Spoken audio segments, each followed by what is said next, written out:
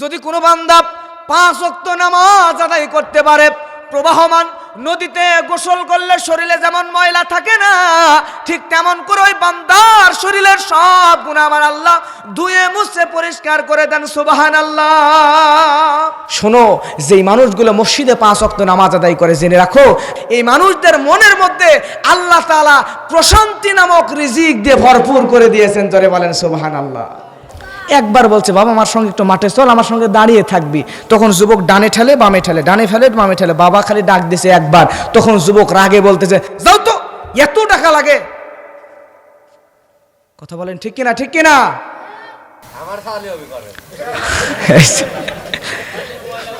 মুরব্বী বলছে আমার সাওয়ালি এরকম করে। তেলাওয়াত করেছি কোরআন মাজিদ থেকে একটা মাত্র আয়াত, সূরা আনকাবুত 45 নম্বর আয়াত। মনে থাকবে তো? আল্লাহ রাব্বুল আলামিন বলেন, উতুলু মা উহিয়া ইলাইকা মিনাল কিতাব। আল্লাহু আকবার। আল্লাহ রাব্বুল আলামিন বলেন, ওহির মাধ্যমে আমি আল্লাহ রাব্বুল আলামিন এই যেই কিতাবটা তোমাদেরকে দিলাম, তোমরা এই কিতাবটা তেলাওয়াত করো, পাঠ করো। আপনার মুসলমান বলেন তো, ওহির মাধ্যমে যেই কিতাব আল্লাহ দিয়েছেন এই কিতাবের নামটা কি?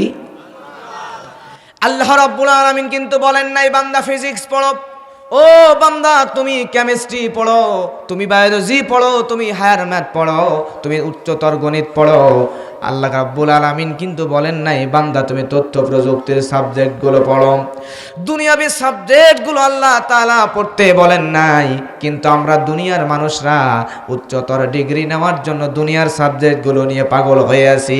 কিন্তু আল্লাহ যেই ওহির মাধ্যমে দেওয়া কিতাব পড়তে বললেন, দুঃখজনক হলো সত্য, আমরা বর্তমান সময়ে মানুষগুলা 100 জনের মধ্যে 90 জন আজ পর্যন্ত এই কোরআন তেলাওয়াত করা শিখেই নাই। জোরে বলেন ঠিক কিনা? তাহলে আমার আফসোস কোথায় দেখেন? আল্লাহ বলল না ফিজিক্স পড়ো, কেমিস্ট্রি পড়ো, বায়োলজি পড়ো, হায়ার ম্যাথ পড়ো, উচ্চতর গণিত পড়ো। আল্লাহ তাআলা এই সাবজেক্টগুলো পড়তে বললেন না, কিন্তু আমরা দুনিয়াতে বড় বড় ডিগ্রি নেওয়ার জন্য, দুনিয়াতে উচ্চতর ডিগ্রি নেওয়ার জন্য এই সাবজেক্টগুলোর পিছনে পড়ে থাকলাম। কিন্তু আল্লাহ যেই কিতাব পড়তে বললেন সেই কিতাবটা আমরা পড়লাম না। লক্ষ্য করেন, আল্লাহ রাব্বুল আলামিন দুনিয়াতে গরু বানাইছেন, দুনিয়াতে ছাগল বানিয়েছেন। দুনিয়াতে গরু বানানোর স্পেশাল কোনো কারণ ছিল না।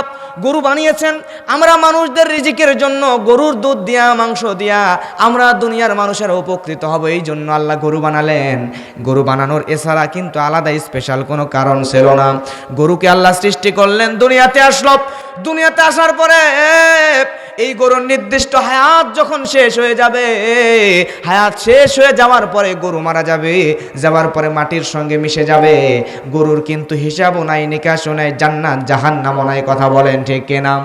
কিন্তু আমরা মানুষদের জান্নাত জাহান্নাম হিসাব নিকাশ আছে না নাই? তাহলে গরু আল্লাহ বানালেন দুনিয়াতে। গরু আসলো উদ্দেশ্যবিহীন ভাবে, তার স্পেশাল কোনো উদ্দেশ্য নাই। আসলো আর মারা গেল, আসলো আর হায়াত শেষ হয়ে গেল, মরে গেল, মাটির সঙ্গে মিশে গেল। কিন্তু আমাদের তো দুনিয়াতে পাঠানোর পিছনে একটা উদ্দেশ্য আছে। আমাদেরকে আল্লাহ দুনিয়া নামক মেহমানখানায় পাঠালেন কেন? এর পিছনে কারণ আছে না নাই?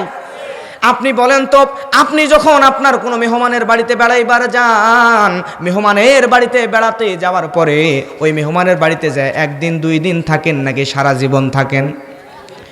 1 দিন 2 দিন 3 দিন সর্বোচ্চ, এরপরে আর মেহমানের বাড়িতে থাকা যায় না। তাহলে দুনিয়াতে দুনিয়াবি কোনো মেহমানের বাড়িতে গেলে আমরা 1 দিন 2 দিন 3 দিনের পর থাকতেও চাই না, থাকতে পারিও না। তাহলে দুনিয়াতে দুনিয়াবি মেহমানের বাড়িতে গেলে আমরা থাকতে পারি না। তাহলে বলেন তো, এই দুনিয়া নামক মেহমানখানায় আল্লাহ আমাদেরকে পাঠালেন, এখানে কি অনন্তকাল থাকবো নাকি ক্ষণিকের জন্য থাকবো? ক্ষণিকের জন্য দুনিয়া নামক মেহমানখানাতে আল্লাহ পাঠালেন। কিন্তু এই মেহমানখানায় আসলাম, আসার পরে দুনিয়া নামক মেহমানখানা দেখে, এই দুনিয়া নামক রঙিন চাকচিক্যময় জায়গা দেখে আমরা পাগল হয়ে গেলাম, পাগলের মতো হয়ে গেলাম। মেহমানখানাকে স্থায়ী মনে করলাম। মনে করার পরে মনে করে নিয়েছি মনে হয় আর মেহমানখানা থেকে যাব না। যার কারণে দুনিয়া নামক মেহমানখানায় দুনিয়া কামাই করার জন্য পাগল কুকুরের মতো ছুটে বেড়াচ্ছি। আমার 1 তলা বাড়ি আছে, 10 তলা করা লাগবে। 2 বিঘা জমি আছে, 10 বিঘা করা লাগবে। আমার একটা প্রাইভেট কার আছে, 5টা প্রাইভেট কার কেনা লাগবে। আমার প্রোবক্স আছে, এক্স করোলা আছে, আছে, প্রিমিও কেনা লাগবে, এলিয়ন কেনা লাগবে, এক্সিও কেনা লাগবে, প্রাডো কেনা লাগবে, সবচাইতে দামি ব্র্যান্ডের গাড়িগুলো আমাকে কেনা লাগবে। আমার এই জায়গায় ড্যামরা ইউনিয়নের ওপরে আমার বাড়ি আছে, আমাকে ওই ফরিদপুর শহরের মধ্যে বাড়ি করা লাগবে। আজকে বাড়ি গাড়ি টাকা পয়সা সম্পদ নিয়ে পাগল হয়ে গেলাম। দুনিয়া নামক মেহমানখানায় আসার পরে আমার আসল বাড়ি জান্নাতকে আমরা মানুষ ভুলে গিয়েছে, ঠিক কিনা?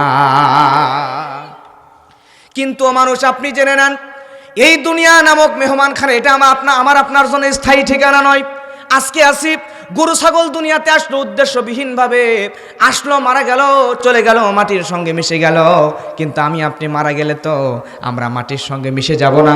মারা যাওয়ার পরে আমাদের তো হিসাব নিকাশ আছে, কঠিন হাসরের ময়দান আছে, জাহান্নাম জান্নাত আছে। তাহলে ওই দিনগুলো আমরা কেমনে পার করব? একটুও কি দিলের মধ্যে ভয় আসে না? ও যুবক, তুমি আজকে স্মার্টফোন নিয়ে পাগল হয়ে গেছো, মোবাইলের মধ্যে গেমস খেলতে খেলতে, হিন্দি সিনেমা দেখতে দেখতে, নাটক দেখতে দেখতে সময় কোন দিক দিয়ে পার হয়ে যায়। তুমি আজকে সুন্দরী নারীর পিছনে দৌড়াও, সময় কোন দিক দিয়ে পার হয়ে যায় তুমি বুঝতেও পারো না। কিন্তু যুবক, তুমি কি জানো না, তোমাকে তো আল্লাহ মোবাইলের মধ্যে গেমস খেলার জন্য, মোবাইলের মধ্যে সিনেমা দেখার জন্য আর সুন্দরী নারীর পিছনে দৌড়ানোর জন্য দুনিয়ায় পাঠায় নাই। তোমাকে দুনিয়াতে পাঠানোর পিছনে একটা উদ্দেশ্য আছে। ও মুরব্বী, আপনিও দুনিয়ার পিছনে বাড়ি গাড়ি সম্পদের মোহে পাগল হয়ে গিয়েছেন। সন্তানের জন্য বাড়ি করলেন, স্ত্রীর জন্য গাড়ি করলেন, স্ত্রীর জন্য সম্পদ করে দিলেন, কিন্তু আপনি জানেন না আপনি যদি আজকেই মারা যান, মারা যাওয়ার পরে কবরের মধ্যে চলে যান, কবরের মধ্যে চলে যাওয়ার পরে ওই কবরের মধ্যে আপনি যখন চলে যাবেন, যাওয়ার পরে চিৎকার দিয়ে দিয়ে কাঁদবেন। দুনিয়ার কোনো সন্তান স্ত্রীর আপনার কোনো কাজে আসবে না, ঠিক কিনা? আজকে আপনি মারা যান, আপনার ছেলের জন্য আপনি 10 বিঘা জমি বানালেন, আপনার মেয়ের জন্য সম্পদ বানালেন, আজকেই মারা যান। মারা যাওয়ার পর আপনার লাশটা এখনো কবরের মধ্যে দাফন করা হয় নাই, এখনো আপনার লাশটা কবরের মধ্যে দাফন করা হয় নাই। আপনার ছেলে চলে আসবে ঢাকা শহর থেকে, আপনার মেয়ে চলে আসবে ফরিদপুর শহর থেকে, আপনার আর একটা ছেলে আসবে পাবনা শহর থেকে। বাড়িতে এসে বাড়ির উঠানের মধ্যে আপনার লাশটা পড়ে আছে। মুরব্বী, আপনি একবার দিল দিয়ে চিন্তা করে দেখেন, ওই লাশটা আপনার উঠানের মধ্যে পড়ে আছে, এখনো লাশটা কবরের মধ্যে নামানো হয় নাই। এমতো অবস্থায় আপনার ছেলেগুলা মেয়েগুলো বাড়িতে আসার পরে সর্বপ্রথম আপনার লাশের কথা জিজ্ঞাসা করবে কি করবে না জানি না। আপনার বড় ছেলে বাড়ির মধ্যে এসেই বলবে, আমার বাবা শাহজাদপুর শহরের মধ্যে, সিরাজগঞ্জ শহরের মধ্যে যেই 5 কাঠা জমি কিনে রেখেছিল, ওই 5 কাঠা জমি আমাকে দেওয়া লাগবে, আমি নিব, আমি বাবার বড় ছেলে। আপনার মেজো ছেলে এসে বলবে, না তুমি কি বাবার একা ওয়ারিশ নাকি, আমরা ওয়ারিশ না, ওই জমির মধ্যে আমারও ভাগ আছে, আমারও দেওয়া লাগবে। ছোট বোন বলবে, তোমরা নিবা সিরাজগঞ্জ শহরের মধ্যেকার বাড়ির জমি, সিরাজগঞ্জ শহরের বাড়ি নিবা তোমরা 2 ভাই, আর আমি মেয়ে বলে আমার বিলের মধ্যে দিবে, এটা হবে না, আমারও সমান ভাগ দেওয়া লাগবে। ও মুরব্বী, আপনি কি একবারের জন্য ভেবে দেখেছেন নাকি আপনি যদি আজকেই মারা যান, তাহলে আপনার সম্পদগুলো নিয়ে আপনার লাশটা কবরের মধ্যে নামানোর আগেই আপনার সন্তানেরা ঝগড়া বিবাদে লিপ্ত হয়ে যাবে? তাহলে আপনি কার জন্য দুনিয়া করছেন? কার জন্য দুনিয়ার পেছনে পাগল? কার জন্য দুনিয়াতে আপনি হালালকে হালাল মনে করছেন না, হারামকে হারাম মনে করছেন না? কার জন্য দুনিয়ার পিছনে পাগল হয়ে গেলেন? ওই সন্তানেরা তো আজকে আপনার মৃত্যুর পরে আপনার কথা বেশি ভাবতেছে না। আপনি আজকেই মারা যান, মারা যাওয়ার পরে বড় জোর আপনার সন্তান, বড় জোর আপনার স্ত্রী 6 মাস পর্যন্ত আপনার কথা মনে পড়বে, আপনার কথা মনে করে একটু কান্নাকাটি করবে। 6 মাস পার হতে না হতে দুনিয়ার সব মানুষদের স্মৃতি থেকে আপনি আস্তে আস্তে মুছে যাওয়া শুরু করবেন। তাহলে কার পিছনে আপনি দৌড়াচ্ছেন? কার জন্য সম্পদের পাহাড়? কার জন্য দুনিয়া কামাই করেন? কার জন্য হারাম কামাই করে সম্পদের পাহাড় বানায় ফেললেন? আজকে ওই দুনিয়ার কেউ তো আপনার কাজে আসে না। আপনি আজকে কবরের মধ্যে চলে গেছেন, যাওয়ার পরে যুবক রে, তুমি কি একটা বারের জন্য ভেবে দেখেছো কবরে যাওয়ার পরে তোমার অবস্থাটা কি হবে? আজকে দুনিয়াতে যুবকগুলাই যে মুরব্বী দেখলে সম্মান করে না, আগের মতো মুরব্বীদের দেখলে আর সালাম দেয় না, সুন্দর করে কথা বলতে চায় না। অনেক মুরব্বীও যুবকদেরকে আগের মতো স্নেহ করে না, মনে হয় যেন একই এলাকায় বাস করে, কিন্তু 2 ভিন্ন জগৎ থেকে 2 জন আসছেন। কারোর সঙ্গে কারো ভালো সম্পর্ক নাই। ছোটরা বড়দেরকে সম্মান করতে চায় না, সালাম দিতে চায় না, বড়রা ছোটদেরকে স্নেহ করতে চায় না। দুনিয়াটা আস্তে আস্তে কেমন জানি হয়ে যায়, পাগলের মতো মনে হয় নিজেকে, আহারে কোন দুনিয়ায় কোন জামানায় চলে আসলাম। কিন্তু যুবক, আজকে তুমি অহংকার করে মাটিতে তোমার পা পড়ে না। ও মুরব্বী, অহংকার করে আমার আপনার পা মাটিতে পড়ছে না, কিন্তু আমি আপনি জানি নাকি আমি আপনি যখন মারা যাব, মারা যাওয়ার পরে আমার লাশটা কবরের মধ্যে রাখা হবে। আজকে দুনিয়ায় ক্ষমতার অহংকার, টাকার অহংকার, বাড়ির অহংকার, গাড়ির অহংকার করে দাপট নিয়ে জমিনের উপর দিয়ে হাঁটতেছি, কিন্তু আমি বলি কিসের অহংকার তোমার? ও যুবক, কিসের অহংকার তোমার? আজকে তুমি মারা যাবা, মারা যাওয়ার পরে তোমার লাশটা কবরের মধ্যে রাখা হবে। কবরের মধ্যে রাখার পরে তোমার কবরের ওপরে সারি সারি করে বাঁশগুলো বিছায়া দেওয়া হবে। বাঁশগুলো বিছায়া দেওয়ার পরে তুমি কি জানো নাকি মুরব্বী? আপনি কি জানেন নাকি মুরব্বী? যুবক, তুমি কি জানো? তুমি আজকে দুনিয়াতে অহংকার করছো, কিন্তু তোমার কবরের ওপরে কাঁচা কাঁচা যেই বাঁশগুলো বিছিয়ে দেওয়া হবে, দুনিয়াতে আজকে অহংকার করলে হবে কি? তুমি হয়তো জানো না, ওই কবরের বাঁশগুলো পচার আগে তোমার কবরে লাশ পচে যাবে, ঠিক কিনা? তাহলে কিসের অহংকার তোমার? কবরের উপরে বাঁশ পচার আগে তোমার লাশ পচে যাবে। কিসের অহংকার তোমার? কিসের ক্ষমতার বড়াই, টাকার বড়াই, কিসের সম্পদের বড়াই? আজকে দুনিয়াতে সন্তানের জন্য, স্ত্রীর জন্য হারাম ইনকাম করতে করতে সম্পদের পাহাড় বানিয়ে ফেললেন, কিন্তু কবরে যাওয়ার পরে ওই কবরে দুনিয়াতে গুনাহ করার কারণে ওই কবরের মধ্যে যখন আপনার লাশটাকে রাখা হবে, রাখার পরে ওই কবরের ভিতরকার ডান দিকের মাটি যখন আপনার ডান দিকে চাপা দিবে, চাপা দেওয়ার পরে ডান দিকের হাড্ডিগুলো বাম দিকে ঢুকে যাবে, বাম দিকে চাপা দিলে বাম দিকের হাড্ডিগুলো ডানে ঢুকে যাবে। আপনি চিৎকার দিবেন, চিৎকার দিবেন, চিৎকার দিবেন, দুনিয়ার কেউ আপনার চিৎকার শুনতে পাবে না। অতএব আসেন, আসেন, ফিরে আসেন, জান্নাতের পথের দিকে ফিরে আসেন। দুনিয়ার পাগল হয়ে জাহান্নামের দিকে যাওয়া যাবে না, ঠিক কিনা? ও যুবক, ফিরে আসো, আসো, আসো, ফিরে আসো, কোরআনের দিকে ফিরে আসো, দ্বীনের দিকে ফিরে আসো, নবীজির সুন্নাতের দিকে ফিরে আসো, নতুবা জাহান্নাম ছাড়া তোমার কোনো উপায় নাই। আজকে আমার মনে হয় কি জানেন? আমার মনে হয় আমার দেশের যুবকগুলা আমার নবীজি মুহাম্মদ রাসূলুল্লাহ সাল্লাল্লাহু আলাইহি ওয়াসাল্লামের চাইতো ওই ভিনদেশি নায়ক নায়িকা, গায়ক গায়িকা, সুপারস্টারদেরকে বেশি ভালোবাসে। কেন বললাম কথাটা? কিছুদিন আগে বিশ্বকাপ খেলা হলো, দেখলেন সব যুবকের ঘরের সামনে আর্জেন্টিনার, ব্রাজিলের পতাকা ছিল কিনা? আমার দেশের যুবকগুলা ওই আর্জেন্টিনার মেসিকে ভালোবাসে, ওই ব্রাজিলের নেইমারকে ভালোবাসে, ইন্ডিয়ার সুপারস্টার শাহরুখ খানকে ভালোবাসে, বাংলাদেশের সুপারস্টার শাকিব খানকে ভালোবাসে।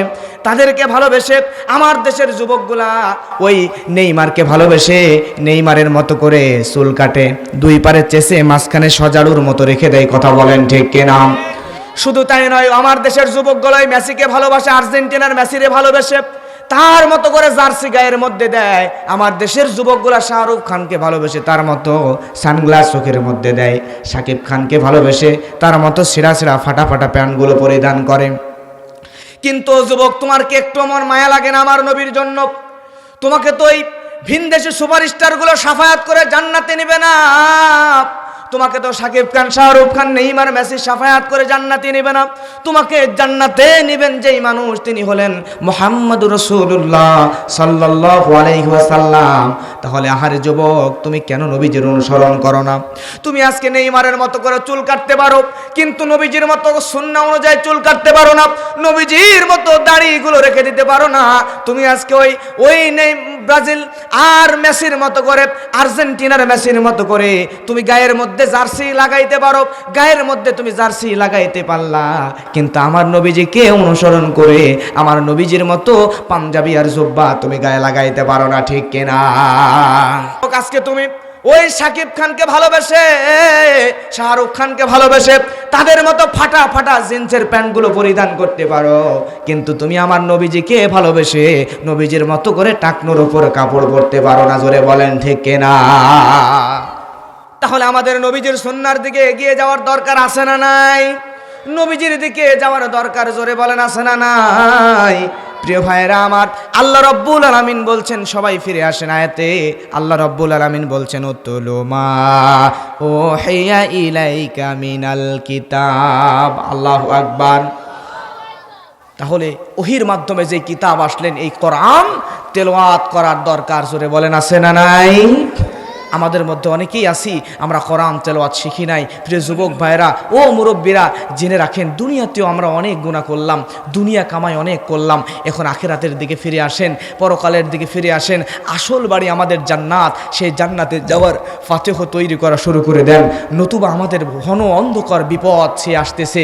আমরা দুনিয়াতে যত আরাম আয়ের সময়ের অবমূল্যায়ন করব, ততই আমরা জাহান্নামের দিকে আস্তে আস্তে ধাবিত হয়ে যাচ্ছে। জোরে বলেন ঠিক কিনা? এজন্য আসেন, ফিরে আসেন। আমি মনে করি আমাদের প্রত্যেকের 11 মাসের তুলনায় রমজান মাসটাতে কাজ কামের তুলনায় একটু চাপ কিন্তু কম থাকে। কথা বলেন ঠিক কিনা? বাকি 11 মাসের তুলনায় কাজ কামের চাপ আমাদের অনেকটাই কম থাকে। যেহেতু কাজ কামের চাপ অনেকটাই কম থাকে, এজন্য আমি বলবো এই রমজান থেকে পারলে আগামীকালকে সকাল থেকেই প্রত্যেকে কোরআন তেলাওয়াত শেখার চেষ্টা করবেন। রমজানে 1 ঘন্টা করে হলেও আলাদা সময় বের করে আপনাদের হুজুররা আছেন, কারি সাহেবরা আছেন, অনেক আলেম আছে এলাকায়, ওনাদের কাছে গিয়া প্রত্যেক দিন 1 ঘন্টা করে হলেও সময় দিয়ে পরকালীন পাথেও এই কোরআন তেলাওয়াত সহিভাবে শেখার চেষ্টা করবো ইনশাআল্লাহ। কারা কারা চেষ্টা করবেন একটু হাত তুলে দেখান তো। চেষ্টা করবেন কারা কারা? লিল্লাহ তাকবীর। হাত নামান। আলহামদুলিল্লাহ, সবাই হাত তুলছে। আল্লাহ, এখান থেকে এতগুলো মানুষের মধ্যে একজনও যদি আজকের মাহফিলকে ওসিলা করে কোরআন তেলাওয়াত শেখার চেষ্টা করে, তাহলে আজকের মাহফিলটা কবুল হয়ে যাবে। আল্লাহ কবুল করুন। জোরে বলেন আমিন। প্রিয় ভাইয়ের 1 নাম্বার। দ্বিতীয় নাম্বার, আল্লাহ রাব্বুল আলামিন কোরআন মাজিদের মধ্যে 114টা সূরা দিয়েছেন। এই 114টা সূরার মধ্যে আল্লাহ রাব্বুল আলামিন কিন্তু আলাদা আলাদা কিছু মেসেজ আমাদের জন্য পাঠিয়ে দিয়েছেন। কথা বলেন ঠিক কিনা? তাহলে আল্লাহ কোরআনের মধ্যে কি কি মেসেজগুলো দিয়ে পাঠালেন, কোন কোন মেসেজগুলো দিলেন, কি কি প্রয়োজনীয় কথাগুলো আমাদেরকে দিলেন, এটা জানার দরকার, বোঝার দরকার। জোরে বলেন আছে না নাই? গরু আল্লাহ দুনিয়ায় পাঠালো, গরু আসলো আর গেল, কোরআন খুললো না, দেখলো না, পড়লো না, জানলো না, বুঝলো না, মারা গেল, শেষ হয়ে গেল। কিন্তু আমরা মানুষও যদি গরুর মতো হয়ে যাই, তাহলে তো গরুর মধ্যে আর মানুষের মধ্যে কোনো পার্থক্য থাকলো। এজন্য আমাদেরকে কোরআনটা বুঝতে হবে। এখন বর্তমানে যারা আলেম আছেন তারা তো অর্থ বের করতে পারেন, কিন্তু যারা আলেম নন, তারা বাজারে এখন অর্থসহ কোরআন কিনতে পাওয়া যায়। আপনি হুজুরের কাছ থেকে সহিভাবে তেলাওয়াতটা শিখে নেবেন এবং অর্থসহ কোরআন কিনে জীবনে মৃত্যুর আগে একবার হলেও পুরা কোরআন শরীফ অর্থসহ তেলাওয়াত করে খতম দেবেন। কারা একটু হাত তোলেন তো? চেষ্টা করবেন, তোলেন, চেষ্টা করবেন, নিয়ত করেন আজকে ইনশাআল্লাহ। লিল্লাহি তাকবীর। হাত নামান। দুনিয়াতে অনেক কিছু করেছেন, বাড়ি করেছেন, গাড়ি করেছেন, টাকা করেছেন, সম্পদের পাহাড় তৈরি করেছেন, কিছুই আপনার আপন নয়। আপনার আপন সম্পদ একটুখানি তৈরি করে তারপরে কবরে যান। প্রিয় ভাইয়েরা, প্রিয় মুরব্বীরা, 2 হাত ধরে বলি, দয়া করে মৃত্যুর আগে একবার হলো পুরা কোরআনটা তেলাওয়াত করেন, অর্থসহ জানেন, বুঝেন কোরআনে আল্লাহ কি মেসেজগুলো দিচ্ছেন, এগুলো জেনে তারপরে কবরে যাব ইনশাআল্লাহ। আমার মুসলমান ভাইয়েরা, আল্লাহ রাব্বুল আলামিন এতের পরের অংশে বলছেন ওয়া আকিমিস সালাহ। আল্লাহু আকবার। আপনারা বলেন তো, কোরআন মাজিদের মধ্যে আল্লাহ রাব্বুল আলামিন নামাজের কথা বলেছেন কয়বার? আর জোরে বলেন কয়বার? 82 বার। কিন্তু আমরা হয়তো অনেকে জানি না, যদিও আল্লাহ তাআলা নামাজের কথা কোরআনে বলেছেন 82 বার, কিন্তু আল্লাহ শুধুমাত্র এক জায়গায় বলেছেন বান্দা তুমি নামাজ পড়ো, ফাসল্লি লিরাব্বিকা ওয়ানহার। আর বাকি 81 জায়গায় আল্লাহ বলেন নাই বান্দা তুমি নামাজ পড়ো, বরং আল্লাহ বলেছেন বান্দা তুমি নামাজ কায়েম করো। জোরে বলেন আল্লাহু আকবার। আমার ভাইয়ারা, তাহলে 1 নম্বরে আমল দিলাম, 1 নম্বরে সবাই সহি শুদ্ধভাবে কোরআন তেলাওয়াত শিখব। জোরে বলেন ইনশাআল্লাহ। কারণ আল্লাহ রাব্বুল আলামিন কোরআন মাজিদের মধ্যে বলছেন ওয়ারাত্তিলিল কোরআনা তারতিলা। আল্লাহু আকবার। এরপর আমার ভাইয়েরা, এখানে দ্বিতীয় পয়েন্ট যেটা, আল্লাহ তাআলা কোরআনের মধ্যে নামাজ কায়েমের কথা বলেছেন 81 বার। আল্লাহ বলছেন আকিমুস সালাত ইকিমুনাস সালাহ, এরকম করে নামাজ কায়েমের কথা বলছেন 81 বার, আর নামাজ পড়ার কথা বলছেন 1 বার। তাহলে বলেন তো, নামাজ পড়ার গুরুত্ব বেশি নাকি কায়েম করার গুরুত্ব বেশি? অবশ্যই নামাজ কায়েম করার গুরুত্ব বেশি। কিন্তু আজকে আমাদের সমাজের মধ্যে আমরা মানুষরা নামাজ শুধু পড়া নিয়ে ব্যস্ত, নিজে নিজে নামাজ পড়ে একা একা জান্নাতে যেতে চায়। কিন্তু নামাজ সমাজের মধ্যে কায়েম করব, সমাজের মধ্যে থেকে অন্যায় অবিচার দূর করে দিব। সমাজের মধ্যে জেনা হচ্ছে, সমাজের মধ্যে ব্যভিচার হচ্ছে, সমাজের মধ্যে আলেমদের উপর জুলুম অত্যাচার অন্যায় অবিচার হচ্ছে, সব কিছু চোখ মুজে দেখে আর নিজেই একা একা নামাজ পড়ে মসজিদের কোনায় বসে আল্লাহ আল্লাহ জিকির করে জান্নাতে যেতে চাই। এমন মানুষ বলেন তো আমাদের সমাজে আছে না? না। নাই। আমি বলি প্রিয় ভাই, মনে করেন একজন মুরব্বির অনেকগুলো জমি থেকে অনেক ধান হয়েছে, বুঝবেন ভালো করে, অনেকগুলো ধান হয়েছে, অনেকগুলো ধান। মুরব্বি ওনার যুবক ছেলেকে বলছে, বাবা আমার তো অনেক জমি, অনেক ধান, তুমি একটা কাজ করো, এখান থেকে তুমি 1 বস্তা ধান নিয়ে বাজারে বিক্রি করবা, করার পরে যে টাকা পাবা এই টাকাটা তুমি আমার কাছে এনে দিবা। এখন মুরব্বির ছেলে মুরব্বির কথা না শুনে ঘরের মধ্যে ঢুকছে, ঢোকার পরে মুরব্বির হাত অথবা পা ধরছে, ধরে বলতেছে, আব্বা আব্বা আব্বা আব্বা আব্বা। আচ্ছা বলেন তো, এই কাজ যদি করে তাহলে মুরব্বি খুশি হবে নাকি বেজার হবে? আরো জোরে বলেন, খুশি হবে নাকি বেজার হবে? সেরকম তোড়ের মুরব্বি যদি হয়, রাগী মুরব্বি হয়, তাহলে কিন্তু ছেলের কানের নিচে জোরে একটা থাপ্পড় দিয়া বলবে, বদমাইশ, আমি তোরে বললাম ধান বাজারে নিয়ে যে বিক্রি করে টাকাটা তুই আমার কাছে এনে দিবি, তুই তা না করে ঘরের মধ্যে ঢুকে আব্বা আব্বা জিকির করিস কেন? কথা বলবে না বলেন? ঠিক তেমন করে আমার আল্লাহ তাআলা কোরআন মাজিদের মধ্যে একবার বললেন বান্দা নামাজ পড়ো, আর একে আসে জায়গায় বললেন বান্দা তুমি নামাজ কায়েম করো। কিন্তু আমরা সমাজের মানুষরা এমন কিছু মানুষ আছি, ওই আল্লাহ তাআলার একবারের টাইম মেনে নিয়ে শুধু নিজে নামাজ পড়ি, আর একে আসি জায়গার বিধানকে লঙ্ঘন করি, নামাজ কায়েমের চিন্তা নাই, দিন কায়েমের চিন্তা নাই। সমাজে জেনা করছে করুক, সুদ খাচ্ছে খাক, ঘুষ খাচ্ছে খাক, অন্যায় করছে করুক, অবিচার জুলুম নির্যাতন করছে করুক, যা হচ্ছে হোক, শুধু চোখ বুজে দেখবো, চোখ বন্ধ করে মসজিদের মধ্যে এসে নামাজ পড়ে শুধু আল্লাহ আল্লাহ জিকির করে জান্নাতে যাইতে চায়, এমন মানুষ আমাদের সমাজে আছে। এই মানুষদের জন্য আমার আল্লাহও কিন্তু জিবরাইল আমিনকে বলতে পারেন, জিবরাইল যা, যেই বান্দাগুলো আমি আল্লাহর এক জায়গার আইনকে মেনে নিল আর একে আসে জায়গার আইনের দিকে কর্ণপাতও করলো না, গুরুত্ব দিল না, নামাজ কায়েমের চিন্তাও করলো না, ওই বান্দার কানের নিচে 1 থাপ্পড় দিয়ে জাহান্নামে পাঠিয়ে দেয়। কথা আমার আল্লাহ বলতে পারে কিনা? আল্লাহ রাব্বুল আলামিন বলেন, الذين إن مكناهم في الأرض أقاموا الصلاة وآتوا الزكاة وأمروا بالمعروف ونهوا عن المنكر ولله عاقبة الأمور। আল্লাহ রাব্বুল আলামিন জানিয়ে দেয়, সমাজের মধ্যে যদি কোনো মুমিন বান্দাদেরকে, আল্লাহওয়ালা বান্দাদেরকে আমার আল্লাহ রব্বুল আলামিন ক্ষমতা দিয়ে দেয়, আমার আল্লাহ যদি কোনো মুমিন বান্দাকে রাষ্ট্র ক্ষমতা দিয়ে দেয়, দেশের ক্ষমতা দিয়ে দেয়, শক্তি রাজত্ব দিয়ে দেয়, তো এই মুমিন বান্দারা ক্ষমতা আসার পর আল্লাহ জানিয়ে দেন, আল্লাযীনা ইম্মাক্কান্নাহুম ফিল আরদি আকামুস সালাহ। আল্লাহু আকবার। মুমিন বান্দারা ক্ষমতায় পেলে 1 নম্বরে মুমিন বান্দারা নামাজ কায়েম করার চিন্তা করবে। তাহলে আমি আপনি যদি মুমিন বান্দা হই, তাহলে কোরআনের এই আয়াত অনুযায়ী নামাজ কায়েমের চিন্তা, জোরে বলেন তো, আমাদের করার দরকার আছে না নাই? কিন্তু সমাজের মানুষগুলা নামাজ কায়েমের চিন্তা নাই। সমাজের মধ্যে আলেমদের ওপর নির্যাতন হয়। সমাজে যখন মুমিন বান্দারা আসবে ক্ষমতায়, যখন নামাজ কায়েম করার চিন্তা তাদের মাথায় আসবে, 2 নম্বরে তারা যাকাত ভিত্তিক অর্থনৈতিক কায়েম করে দিবে। এই মুমিন বান্দারা ক্ষমতায় আসলে সমাজের মধ্যে ভালো ভালো কাজগুলো জারি করে দিবে, আর খারাপ কাজ হতে দিবে না। খারাপ কাজে তারা বাধা প্রদান করবে। তাহলে আপনি আমি যদি মুমিন বান্দা হতে চাই, তাহলে আমাদেরকে এই 4টা এজেন্ডা বাস্তবায়ন করা লাগবে। বলে জোরে বলেন তো, 1 নাম্বার কি? নামাজ কায়েম। 2 নাম্বার যাকাত ভিত্তিক অর্থনীতি কায়েম। 3 নাম্বার হলো সমাজের মধ্যে ভালো ভালো কাজগুলো জারি করে দেওয়া লাগবে। আর 4 নাম্বার হলো সমাজের মধ্যে যদি জুলুম হয়, অন্যায় হয়, অবিচার হয়, একজন মাজলুম মানুষের উপরে মিথ্যা মামলা দিয়ে যদি তারা শাস্তি দেওয়া হয়, তাহলে এই মাজলুম মানুষের পক্ষে আপনাকে দাঁড়াইতে হবে, কোরআনের পক্ষে, ইসলামের পক্ষে দাঁড়াইতে হবে। তাহলে আপনি জান্নাতি মানুষ হতে পারবেন। জোরে বলেন ঠিক কিনা? আমার প্রিয় মুসলমান ভাইয়েরা, এরপর আল্লাহ রাব্বুল আলামিন এর পর অংশে বলছেন, ইন্নাস সালাতা তানহা আনিল ফাহশাই ওয়াল মুনকার। আল্লাহু আকবার। আল্লাহ জানাচ্ছেন, ইন্না নিশ্চয় নামাজ মানুষদেরকে সমস্ত ফায়সা কাজ থেকে দূরে রাখে। নামাজ সমস্ত মানুষদেরকে সব রকম খারাপ কাজ থেকে দূরে রাখে।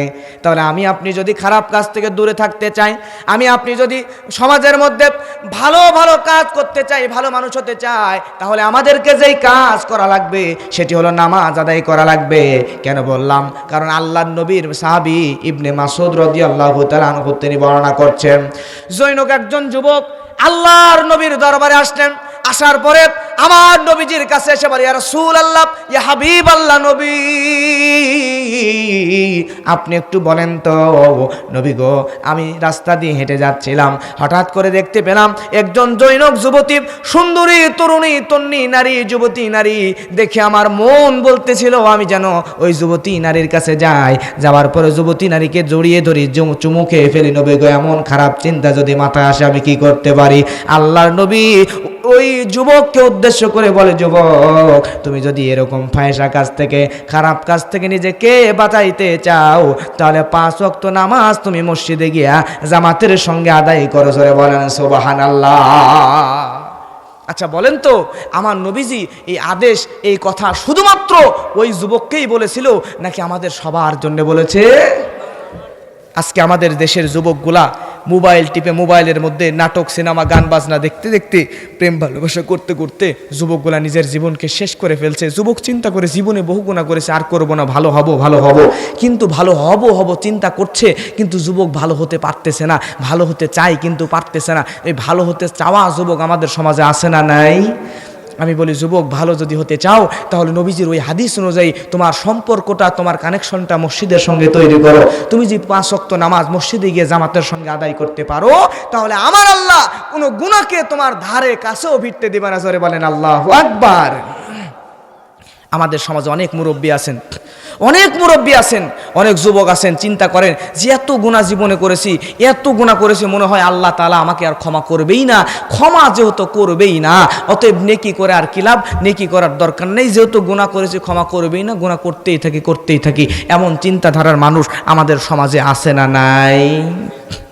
আমার প্রিয় মুসলমান ভাইরা, আমি এটা বলতে চাই, শুনেন, আপনি গুনাহ যতই করেন না কেন, আমি বলি মুরব্বী, ও যুবক মুরব্বী, আপনি কত গুনাহ করেছেন? আপনি কত টাকার সুদ খেয়েছেন? আপনি কত টাকার ঘুষ খেয়েছেন? আপনি কত জেনা ব্যভিচার করেছেন? কত অন্যায় করেছেন? কত গুনাহ করেছেন? আপনি জেনে রাখেন না কেন, আপনার গুনাহ যত বড়ই হোক না কেন, আমার আল্লাহ তার ক্ষমা আপনার গুনার চাইতে আরো অনেক বড়। জোরে বলেন আল্লাহু আকবার। আপনি আজকেই আল্লাহর কাছে চোখের পানি ছেড়ে দিয়ে কাঁদেন, রাতের বেলা তাহাজ্জুদের নামাজের নামাজের মাসাল্লায় দাঁড়িয়ে আল্লাহর কাছে হাত তুলে বলেন, আল্লাহ জীবনে এত গুনাহ করেছি, আল্লাহ আমি জানি আমার গুনার কোনো ক্ষমা নাই, তারপরও তুমি তো গফুর রহিম, তুমি ছাড়া কার কাছে গিয়ে ক্ষমা চাবো? আল্লাহ দয়া করে মায়া করে তুমি আমাকে মাফ করে দাও। আল্লাহর কাছে যদি চোখের পানি ছেড়ে দিয়ে ক্ষমা চাইতে পারেন, বিশ্বাস করেন, আপনি যদি খালেস নিয়ত নিয়া, তাকওয়া নিয়া, খোদা ভীতি নিয়ে, আল্লাহর ভয়ন্তরে নিয়া যদি সত্যিকারের তওবা করতে পারেন, আপনার চোখের পানি ওই জায়নামাজের উপরে পড়ার আগেই, জমিনে পড়ার আগেই আপনার পূর্বের সব গুনাহ মাফ করে আমার আল্লাহ আপনাকে জান্নাতি মানুষ বানিয়ে দিতে পারেন। কথা বলেন ঠিক কিনা? অতএব আজকেই তওবা করেন। দুনিয়ার পিছনে আর কত দৌড়াবেন? দুনিয়াতে তো অনেক কিছু করলেন, সন্তানের জন্য, স্ত্রীর জন্য, পরিবারের জন্য, দুনিয়ার জন্য অনেক কিছু করলেন, এবার নিজের জন্য কিছু করার দরকার। জোরে বলেন আছে না নাই? আল্লাহর নবীর জলিলুল কদর সাহাবী হযরত আবু হুরায়রা রাদিয়াল্লাহু তাআলা আনহু হাদিসটি বর্ণনা করছেন। তিনি বলছেন, আল্লাহর নবী সাল্লাল্লাহু আলাইহি ওয়াসাল্লাম তিনি এরকম একটা মজমায় বসে আছেন সাহাবীদেরকে নিয়ে। এমন সময় আল্লাহর নবী সাহাবীদেরকে জিজ্ঞাসা করলেন, ও আমার সাহাবীরা, তোমরা একটু বলো তো, তোমাদের কাউরে বাড়ির পাশ দিয়ে যদি এরকম একটা প্রবাহমান নদী থাকে, যেই প্রবাহমান নদীর মধ্যে দৈনিক 5 বার যদি তোমাদের মধ্যে কেউ গোসল করে, তাহলে ওই ব্যক্তির শরীরের মধ্যে কি কোনো গুনাহ, ময়লা, আবর্জনা লেগে থাকবে নাকি? সব তো ধুয়ে মুছে পরিষ্কার হয়ে যাবে। কথা বলেন ঠিক কিনা? আল্লাহর নবী ঠিক তখনই বললেন, নামাজটাও এইটার নাই। যদি কোনো বান্দা 5 ওয়াক্ত নামাজ আদায় করতে পারে, প্রবাহমান নদীতে গোসল করলে শরীরে যেমন ময়লা থাকে না, ঠিক তেমন করে ওই বান্দার শরীরের সব গুনাহ আমার আল্লাহ ধুয়ে মুছে পরিষ্কার করে দেন। সুবহানাল্লাহ। আমার প্রিয় মুসলমান ভাইয়েরা, তাহলে বলেন তো আজকে এই নামাজের কথা বলছি, এই নামাজ আদায় করার দরকার জোরে বলেন আছে না নাই? এই নামাজের গুরুত্ব কম নাকি বেশি? আজকে আমি প্রায় বলে থাকি, আমরা যদি বুঝতাম, ও দুনিয়ার মানুষ তুমি যদি বুঝতাম, আমি যদি বুঝতাম নামাজের গুরুত্ব কত বেশি কত বেশি, তাহলে মসজিদে নামাজ আদায় করার জন্য আমরা বাড়ি থেকে যদি হাঁটতে না পারতাম, হামাগুড়ি দিয়ে হলেও মসজিদে গিয়ে কিন্তু আমরা নামাজ আদায় করতাম। কথা বলেন ঠিক কিনা? এই নামাজের গুরুত্ব যে কত, এই নামাজের গুরুত্ব যদি আপনাকে বোঝাতে যায়, তাহলে এই মুহূর্তে আপনাকে নিয়ে যাওয়া লাগবে মুতার যুদ্ধের প্রান্তরে। মুতার যুদ্ধের প্রান্তরে যেতে রাজি আছেন তো আপনারা? কারা কারা যাবেন একটু হাতটা তুলে দেখান তো। তোলেন তোলেন তোলেন, লিল্লাহে তাকবীর, নারে তাকবীর, হাত নামান। আমার প্রিয় মুসলমান ভাইয়েরা, আমি কয়েকদিন আগে উমরা করে আসলাম সৌদি আরব থেকে। উমরা করে আসলাম, নবীজির স্মৃতি বিজড়িত সব দর্শনীয় জায়গাগুলো দেখে আসলাম। নবীজির স্মৃতি বিজড়িত উহুদের ময়দান, বদরের প্রান্তর, খন্দকের প্রান্তর, নবীজির স্মৃতি বিজড়িত অনেক জায়গাগুলো দেখে আসলাম। এই জায়গাগুলোর মধ্যে নবীজি যেই জায়গাগুলোর সঙ্গে নবীজির স্মৃতি বিজড়িত স্মৃতি আছে, এই জায়গাগুলোর মধ্যে একটা হলো মুতার প্রান্তর। এই মুতার যুদ্ধ শুরু হয়ে গেল। এটা কিন্তু সাধারণ কোনো যুদ্ধ নয়। মুতার যুদ্ধ এমন ভয়ানক একটা যুদ্ধ।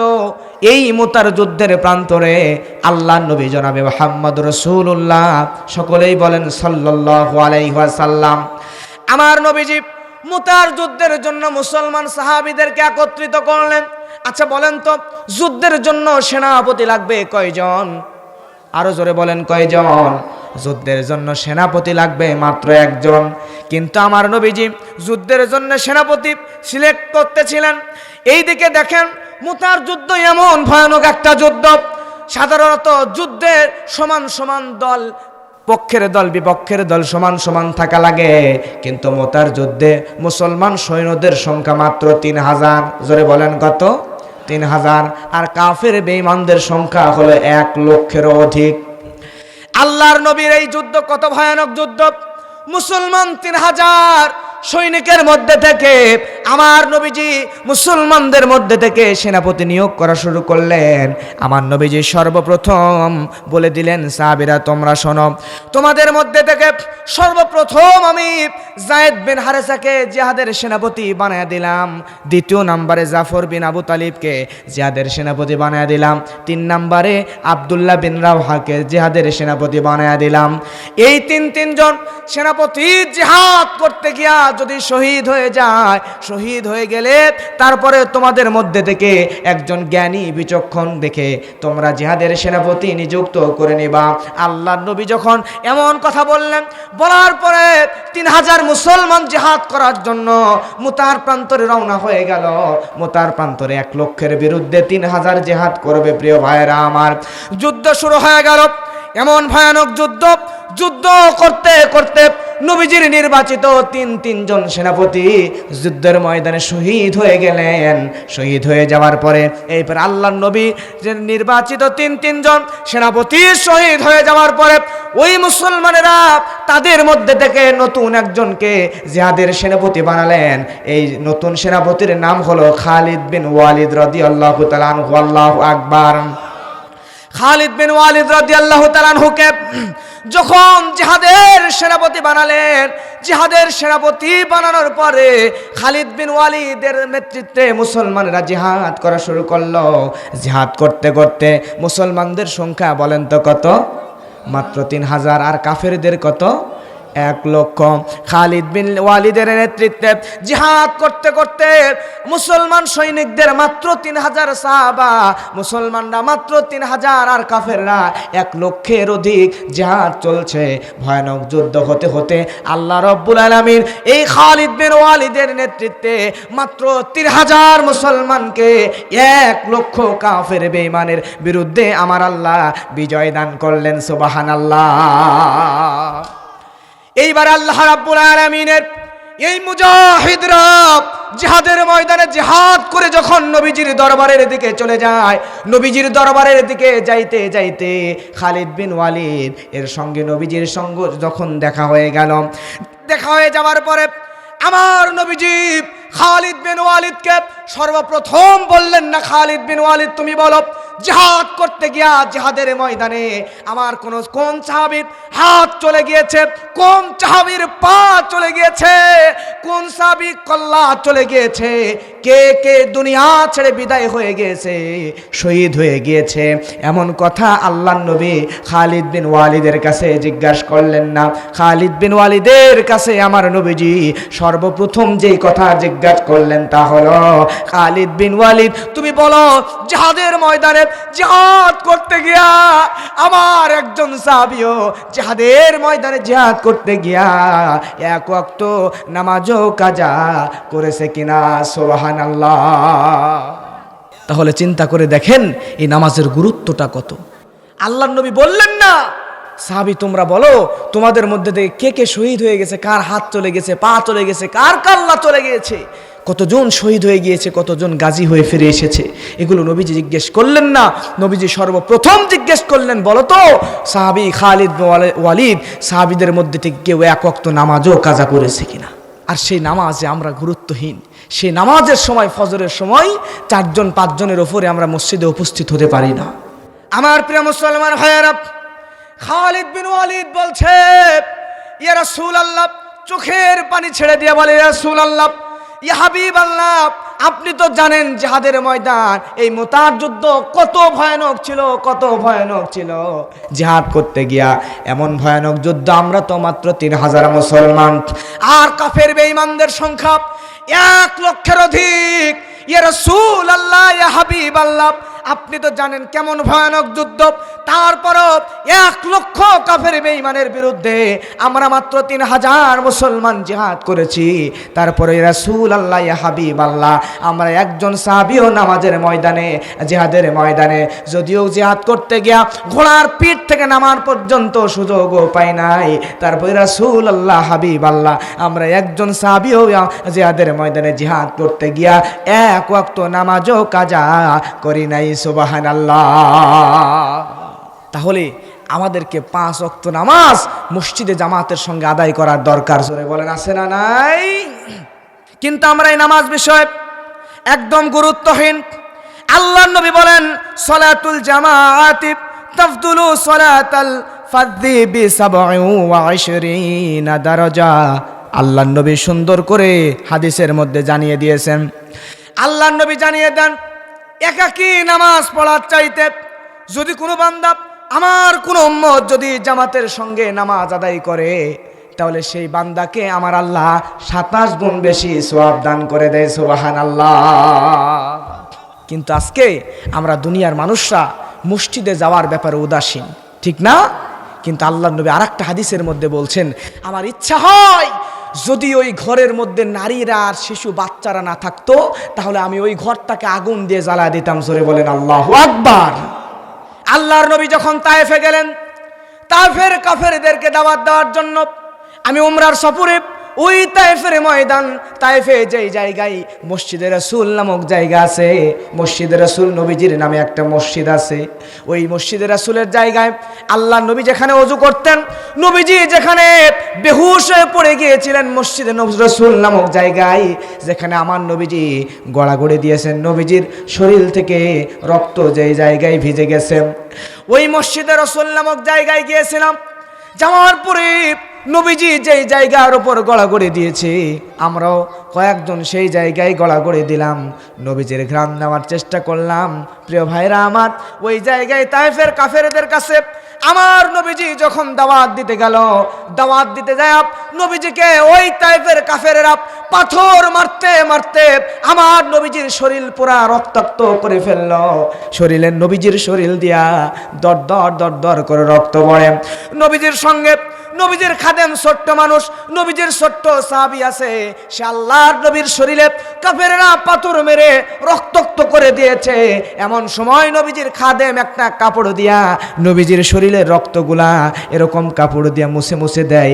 মুছে দিতে দিতে আল্লাহর নবীর শরীরের মধ্যেকার রক্তগুলো মুছতে মুছতে যেই কাপড় দিয়া রক্ত মুছে, এই কাপড় রক্ত শোষণ করার ক্ষমতা হারিয়ে ফেলেছে।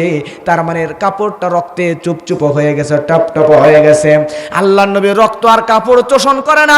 এমন সময় আল্লাহর নবীর একদিন জিবরাইল আমিন বলছে, ইয়া রাসূল আল্লাহ, ইয়া হাবিব আল্লাহ, দুনিয়ার জমিনে এমন 3টা কাজ আমি জিবরাইলকে দিয়ে আমার আল্লাহ করিয়েছেন, যেই 3টা কাজ করতে আমি জিবরাইলের সবচাইতে বেশি কষ্ট হয়েছে।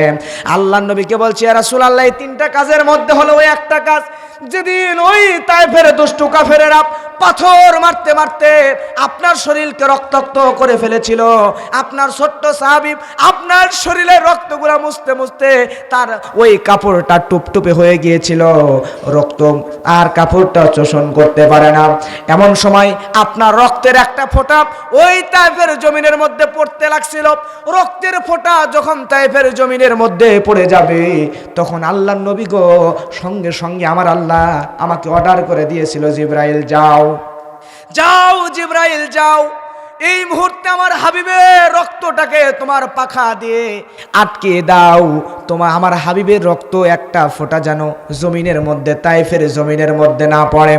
কারণ হলো আমার নবীকে, আমার হাবিবকে ওই তায়েফের কাফেরেরা না চিনলে কি হবে? আমার হাবিবকে তো তায়েফের মাটিরা ভালো করেই চিনে। ও জিবরাইল যাও যাও, আমার হাবিবকে ওই তায়েফের আর কাফেরেরা চিনল না, নবীকে আমার হাবিবকে পাথর মেরে মেরে রক্তাক্ত করে দিল, কিন্তু এই তায়েফের মাটি আমার নবীজিকে তো ভালোই চেনে। আমার নবীর এক ফোঁটা রক্ত যদি ওই তায়েফের জমিনে পড়ে, তাহলে এই তায়েফের জমিন পুরো ভূমিকম্প শুরু হয়ে যাবে, কেঁপে উঠবে। আল্লাহু আকবার। জিবরাইল আমিন বলে, ইয়া রাসূলুল্লাহ, ওই দিন আমি ছিলাম সিদরাতুল মুনতাহা, সিদরাতুল মুনতাহা থেকে শুরু করে নিয়ে আমি যখন আপনার রক্তের ফোঁটা যেন তায়েফের জমিনের মধ্যে না পড়ে যায়, এজন্য সিদরাতুল মুনতাহা থেকে আমার 600টা শক্তিশালী পাখা দিয়া ঝাপটায় দুনিয়ার জমিনে এত স্পিডে দুনিয়ার জমিনে এসে আমার পাখার উপর আপনার রক্তটা ফেলেছি। আল্লাহর নবী, আমি জিবরাইলেরও এমন কোনো পশম ছিল না সেই দিন, আমার পশমের গোড়া দিয়ে ঘাম ঝরে নাই, এত স্পিডে আমি আসতে। জোরে বলেন আল্লাহু আকবার। আমার ভাইয়েরা, আমার নবীজিকে যখন তায়েফের কাফেরা এরকম করে আঘাত করে, ফেরেশতারা আল্লাহর অর্ডারে বলে, ইয়া রাসূলুল্লাহ, আপনি যদি একবার তায়েফের কাফেরদের জন্য বরদোয়া করে দেন, তাহলে পুরা তায়েফের পাহাড়টাকে উল্টায়া পুরা জাতিকে ধ্বংস করে দেব। ইয়া রাসূলুল্লাহ, আপনি যদি একবার বরদোয়া করে দেন।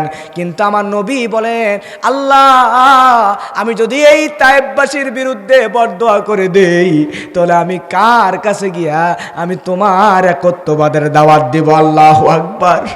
তাহলে এই নবী সেই নবী, যেই নবীকে আঘাত করতে করতে শরীরে রক্ত দিয়া ডুবায় ফেলছে, শরীরের রক্তগুলো শোষণ করতে পারে না কাপড় দিয়া, এই নবী সেই নবী। তারপরও যেই কাফেরের এত আঘাত করলো, সেই কাফেরদের বিরুদ্ধে 1 সেকেন্ডের জন্য আমার নবীজি বরদোয়া করলেন না। কিন্তু সেই নবী আবার বলছেন, আমার ইচ্ছে হয় যেই ব্যক্তি মসজিদে নামাজ আদায় করে না, আমার ইচ্ছে হয় ওই ব্যক্তির ঘরে যদি নারীরা আর শিশু বাচ্চারা না থাকতো, আমি ওই ব্যক্তির ঘরটা আগুন দিয়া জ্বলায় দিই। জোরে বলেন আল্লাহু আকবার। তাহলে প্রিয় ভাইরা, চিন্তা করে দেখেন নবীজি কত আক্ষেপে, কত কষ্ট নিয়ে এই কথা বলেছে। কিন্তু আজকে আমরা দুনিয়ার মানুষরা সবচাইতে গুরুত্বহীন যেই বিষয়ের প্রতি, সেইটা হচ্ছে নামাজের প্রতি। জোরে বলেন ঠিক কিনা? নামাজের প্রতি গুরুত্ব নাই। দুনিয়ার সব কাজ সময় মতো করতে পারি, কিন্তু নামাজ সময় মতো করতে পারি। কিন্তু আজকে আমরা চাই আমাদের সন্তান নামাজি হোক, আমাদের সন্তান দিনদার হোক, ইসলামিক মাইন্ডের হোক। এটা আমরা চাই কি চাই না? বলেন, জোরে বলেন, চাই কি চাই না? একজন যুবক, এই যুবকের নাম আমর বিন আনাস রহমতুল্লাহ আলাইহি। এই যুবক অনেক বড় মাপের একজন বুজুর্গ ছিল, আল্লাহর একজন খাস বান্দা ছিল, যুবক মানুষ, আল্লাহ তাআলার অনেক ইবাদত বান্দেগি করে। এই যুবক হঠাৎ করে চিন্তা করছে যে আমার এখন বিবাহের বয়স হয়ে গেছে, আমার এখন বিবাহ করা লাগবে। বিয়ে করার চিন্তা যখন করছে এই যুবক, তার নিয়ত এইটা বিবাহ করবে একজন নেককার ইমানদার আল্লাহওয়ালা পরহেজগার নারীকে দেখে। কারণ নেককার নারীকে বিয়ে করলেই ওই নেককার নারীর গর্ভ থেকে একজন নেককার আল্লাহওয়ালা সন্তান পাওয়া যাবে। কথা বলেন ঠিক কিনা? আমাদের যুবক এখানে অবিবাহিত যুবক আছে না? বিয়ে করছেন কারা? একটা হাত তোলেন তো, তোলেন। বিবাহিত কারা? তোলেন তোলেন তোলেন, লিল্লাহি তাকবীর, আলহামদুলিল্লাহ, হাত নামান। বিয়ে করেন নাই কারা? একটু তোলেন তো, তোলেন, আলহামদুলিল্লাহ। অনেক যুবক আছে বিয়ে করে নাই, হাত নামান। এই যে যুবকরা যারা বিয়ে করেছে আলহামদুলিল্লাহ করে ফেলেছে, যারা করেনি প্রত্যেকের চিন্তা একজন সুন্দরী নেককার আল্লাহওয়ালা ইসলামিক মাইন্ডের দিনদার মেয়ে দেখে বিয়ে করবে। কথা বলেন ঠিক কিনা? আমর বিন আস এই যুবকেরও চিন্তা যে সেও নেককার দিনদার মেয়ে দেখে বিয়ে করবে। সে চারিদিকে ঘোষণা করে দিয়েছে। কথার থেকে শিক্ষাটা কি বের হয় দেখেন। চারিদিকে খোঁজা শুরু করে দিল, বিয়ের বয়স হয়ে গেছে, মেয়ে লাগবে। অনেক খোঁজাখুঁজির পরে মেয়ে খুঁজে পায় না, মেয়ে খুঁজে পায় না। যদি চেহারা সুন্দর হয় তাহলে সে দিনদার নয়, যদি দিনদার নামাজি আল্লাহওয়ালা পরহেজগার হয় তাহলে কোনো না কোনো সাইড খারাপ, সব দিকে তো আর একসঙ্গে মেলে না। এরকম আছে না আমাদের এলাকায়?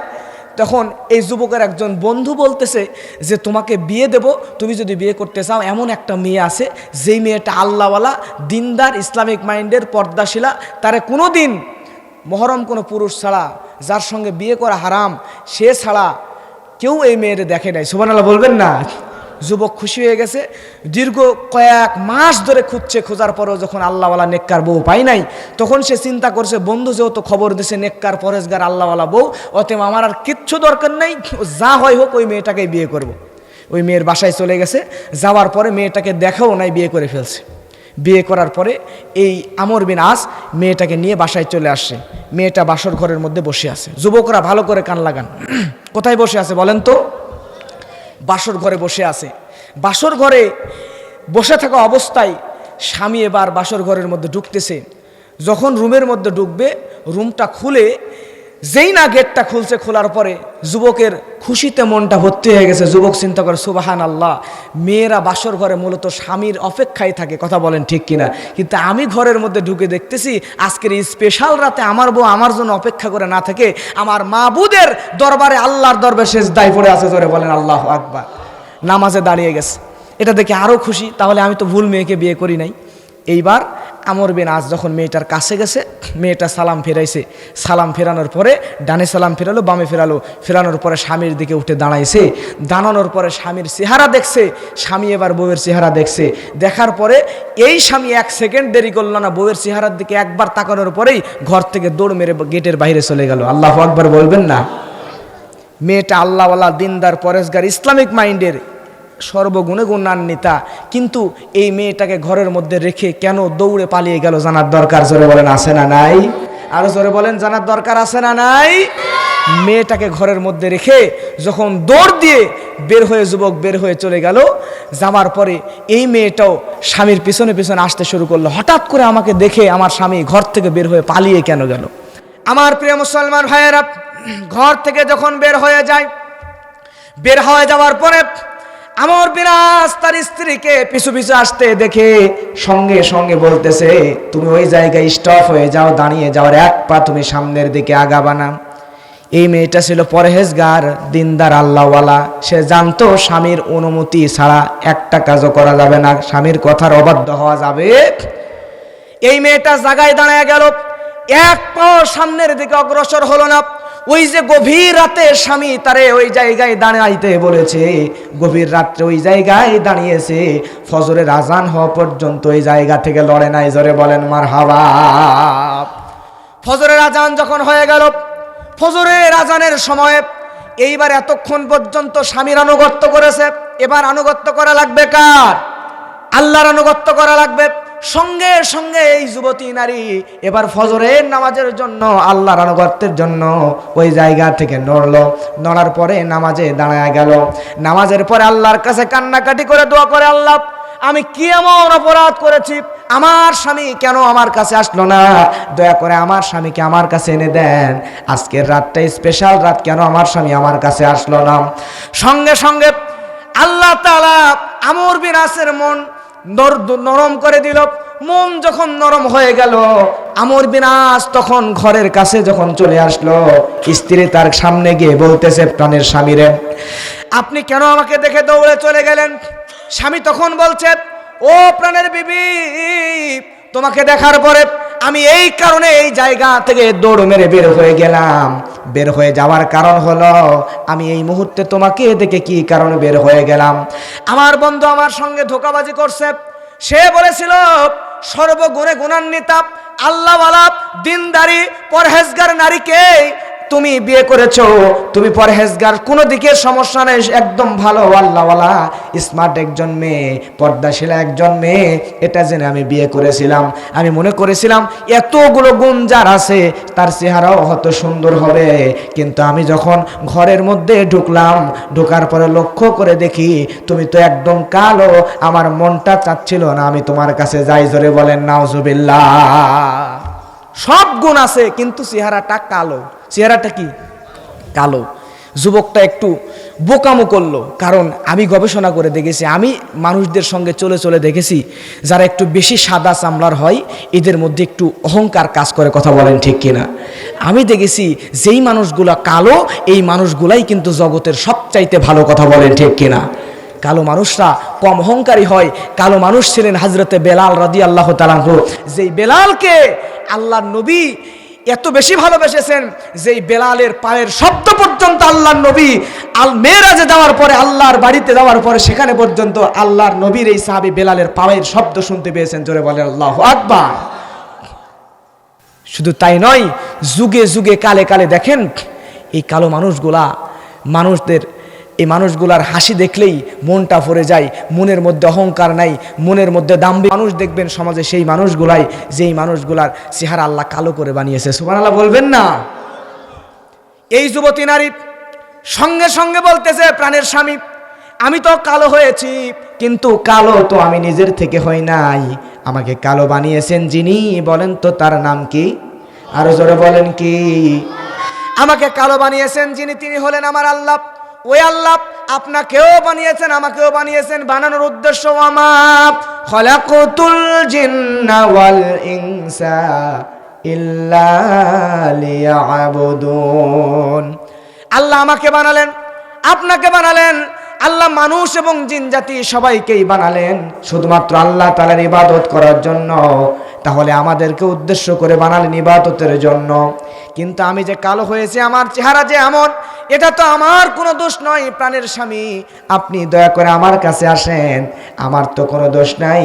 এরকম করলে তো আমার আল্লাহ আপনাকে ভালোবাসবেন না। আমর বিনার সঙ্গে সঙ্গে বুদ্ধি খুলে গেল, বোকামো দূর হয়ে গেল, সঙ্গে সঙ্গে মনটা একটু নরম হয়ে গেল। সে তাড়াতাড়ি করে স্ত্রীর কাছে গেল, ঘরের মধ্যে গেলেন। যাওয়ার পরে স্বামী আর স্ত্রীর মিলন হয়ে গেল। যাওয়ার পরে এইবারে পরের দিন সকাল যখন হয়ে গেল, হয়ে যাওয়ার পরে আমর বিনাস এবার বাড়ি থেকে, ঘর থেকে বের হলেন। হওয়ার পরে মনের মধ্যে একটা খুঁতখুত কাজ করে, মনের মধ্যে চিন্তা কাজ করে, হারে সারা জীবন আমার স্বপ্ন ছিল একজন সুন্দরী তরুণী তন্নি যুবতী নারীকে আমি বিবাহ করব, কিন্তু আল্লাহ আমার কপালে কি এই নারীটাই লিখে রেখেছিল নাকি? এই নারীটাই কি আমার কপালে লিখে রেখেছিল নাকি? আমার সারা জীবনের চাওয়া আমার একজন সন্তান হবে, ফুটফুটে চাঁদের মতো সুন্দর, একজন বড় মুফাসসির কোরআন মুহাদ্দিস হবে, আল্লাহওয়ালা বড় একজন মাপের আলেম একজন আমার সন্তান হবে। কিন্তু এমন কালো স্ত্রীর দ্বারা কেমনে আমি এমন সন্তান পাবো? সঙ্গে সঙ্গে আল্লাহর নবীর এই প্রিয় বান্দা নবীকে এত বেশি অনুসরণ করে, তবুও শয়তান মনের মধ্যে কুমন্ত্রণা দিয়ে দিল। আমার বিনা চিন্তা করলো আমার জীবনটাই তো বৃথা হয়ে গেছে, এই স্ত্রীর সঙ্গে আর আমি সংসার করব না, বাড়ি ঘর ছেড়ে আমি চলে যাব। আমর বিনা এইবার বাড়ি ঘর ছেড়ে চলে গেল। বাড়ি ছেড়ে চলে যাওয়ার পরে একদিন দুই দিন নয়, ও যুবক দেখেন, আপনি আজকে দুনিয়ার পিছনে পাগল হয়ে গিয়েছেন। আল্লাহর সিদ্ধান্তকে আমি আপনি ভালো করে মেনে নিতে পারতেছি না, কিন্তু এই যুবকের সঙ্গে কি করুন ঘটনা ঘটলো দেখেন, আপনি নিজেই আশ্চর্য হয়ে যাবেন, আপনি নিজেই অবাক হয়ে যাবেন, আশ্চর্য হয়ে যাবেন। এই যুবক তখন স্ত্রীকে রেখে বাড়ি ছেড়ে চলে গেল, এলাকা ছেড়ে চলে গেল, গ্রাম ছেড়ে চলে গেল, সমাজ ছেড়ে চলে গেল, সব ছেড়ে যখন দূরে চলে গেল, যাওয়ার পরে একদিন দুই দিন নয়, প্রায় 22 বছর পার হয়ে গেল। সবাই জবান খুলে বলেন তো কত বছর? 22 বছর। 22 বছর যখন পার হয়ে গেল, পার হয়ে যাওয়ার পরে এইবার হঠাৎ করে ওই যুবক ওই এলাকা, যে এলাকা থেকে চলে গিয়েছিল 22 বছর পর ওই এলাকার মধ্যে চলে আসলো। আসার পরে এরকম সুন্দর একটা বড় মসজিদের মধ্যে ঢুকলো। ঢোকার পরে আপনাদের মসজিদে আপনাদের ইমাম সাহেব মাঝে মধ্যে দার্স দেয়, বক্তব্য দেয় কি দেয় না?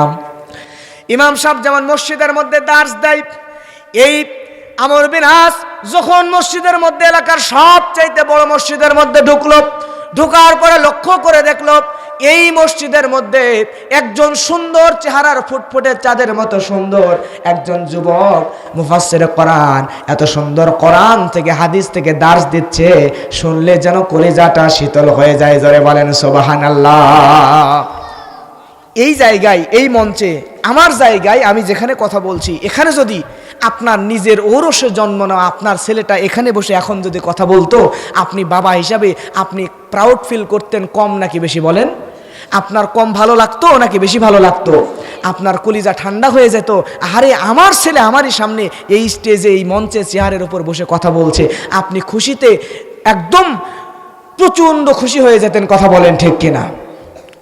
আমর বিন আস যখন ওই যুবককে দেখলেন এত সুন্দর কোরআন থেকে দার্স দিচ্ছে, এত সুন্দর কোরআনের তাফসীর করতেছে, হাদিসের দার্স দিচ্ছে, তখন আমর বিন আসের মনে মনে চিন্তা হলো, আরে আজকে যদি আমার একটা সন্তান হতো, তাহলে এমন একজন মুফাসসির যদি হতো তাহলে কতই না ভালো হতো। সুবহানাল্লাহ।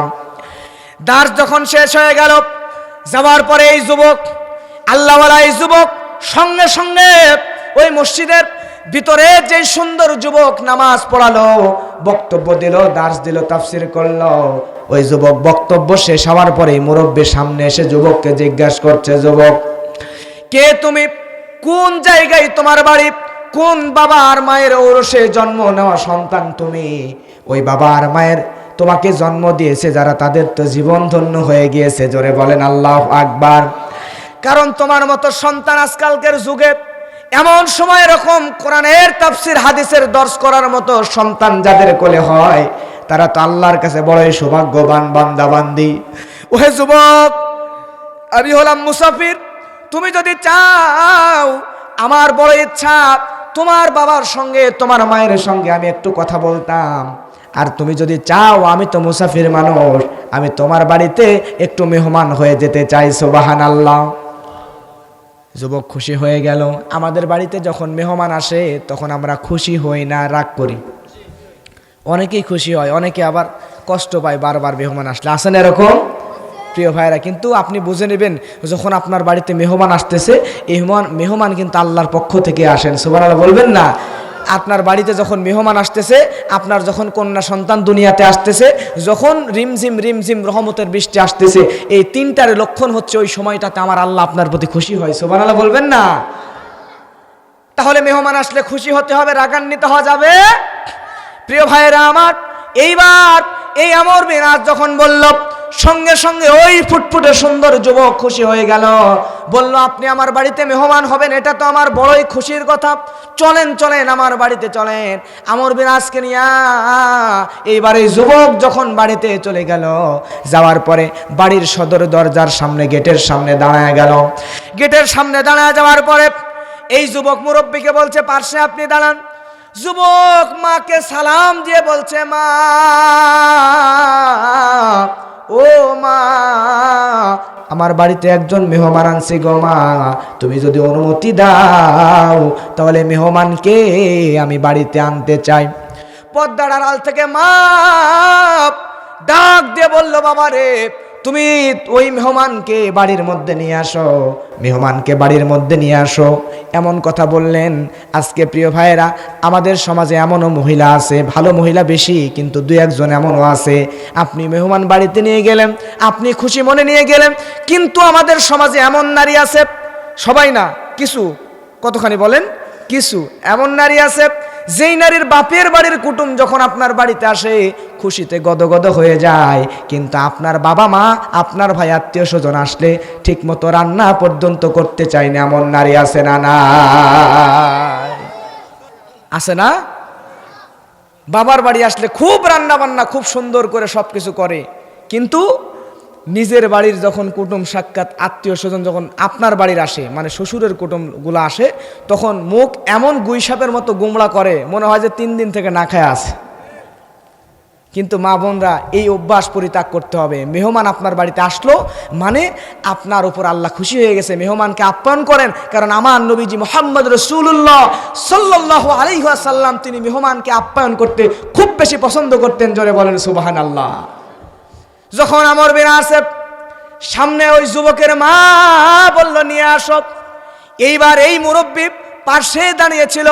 হঠাৎ করে মন তার বলতেছে, আহারে এই নারীর কণ্ঠ শুনে আমার কেমন জানি চেনা চেনা লাগতেছে, চেনা চেনা লাগতেছে, আমার কেমন জানি পরিচিত পরিচিত লাগে। আবার বাড়ির ঘরের দিকে তাকায় দেখে এই রাস্তাগুলো মনে হচ্ছে যেন আমি বহুদিন ধরে এই রাস্তায় যাতায়াত করেছি, এগুলো আমার চেনা। এইবারে যখন এই নারী কথা বলার পরে এইবার আমর বিন আস ওই যুবককে বলল, যুবক তোমার মায়ের যদি একটু অনুমতি নাও তাহলে আমি একটু তোমার মায়ের সঙ্গে পর্দার আড়াল থেকে কথা বলতে চাই। যুবক মায়ের কাছে অনুমতি নিলেন। মায়ের সঙ্গে যখন প্রশংসা নিয়ে ওই যুবকের প্রশংসা নিয়ে দুই একটা কথা বলতে চাই, হঠাৎ করে পর্দার আড়াল থেকে ওই নারী বেরিয়ে আসলো। আসার পরে স্বামীকে জড়ায় ধরে বলতেছে, প্রাণের স্বামী, আমি হলাম আপনার সেই স্ত্রী যে স্ত্রীকে আপনি আজ থেকে 22 বছর আগে এই বাড়ির মধ্যে কালো হওয়ার কারণে রেখে চলে গিয়েছিলেন। জোরে বলেন মারহাবা। ওই লোকটা অবাক হয়ে গেল, হারে কি অবাক, কি আশ্চর্যের বিষয়।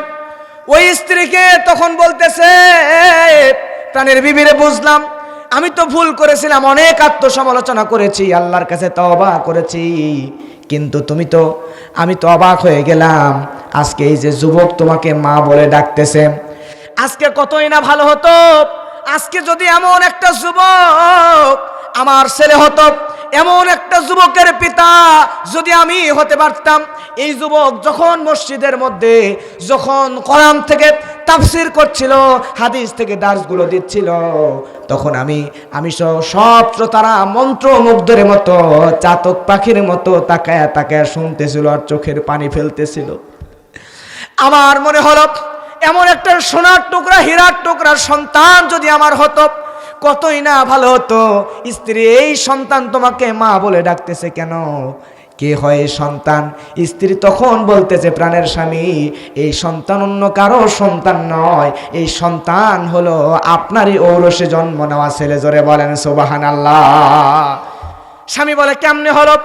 স্ত্রী বলে, প্রাণের স্বামী, ওই দিন রাত্রে আমি কালো হওয়ার কারণে, কুৎসিত হওয়ার কারণে আমাকে ঘরের মধ্যে রেখে আপনি যখন বের হয়ে দৌড় দিয়ে চলে গেলেন, যাওয়ার পরে পরের দিন সকালবেলা আমি যখন বোঝালাম তারপরও আপনি আমার কাছে আসলেন।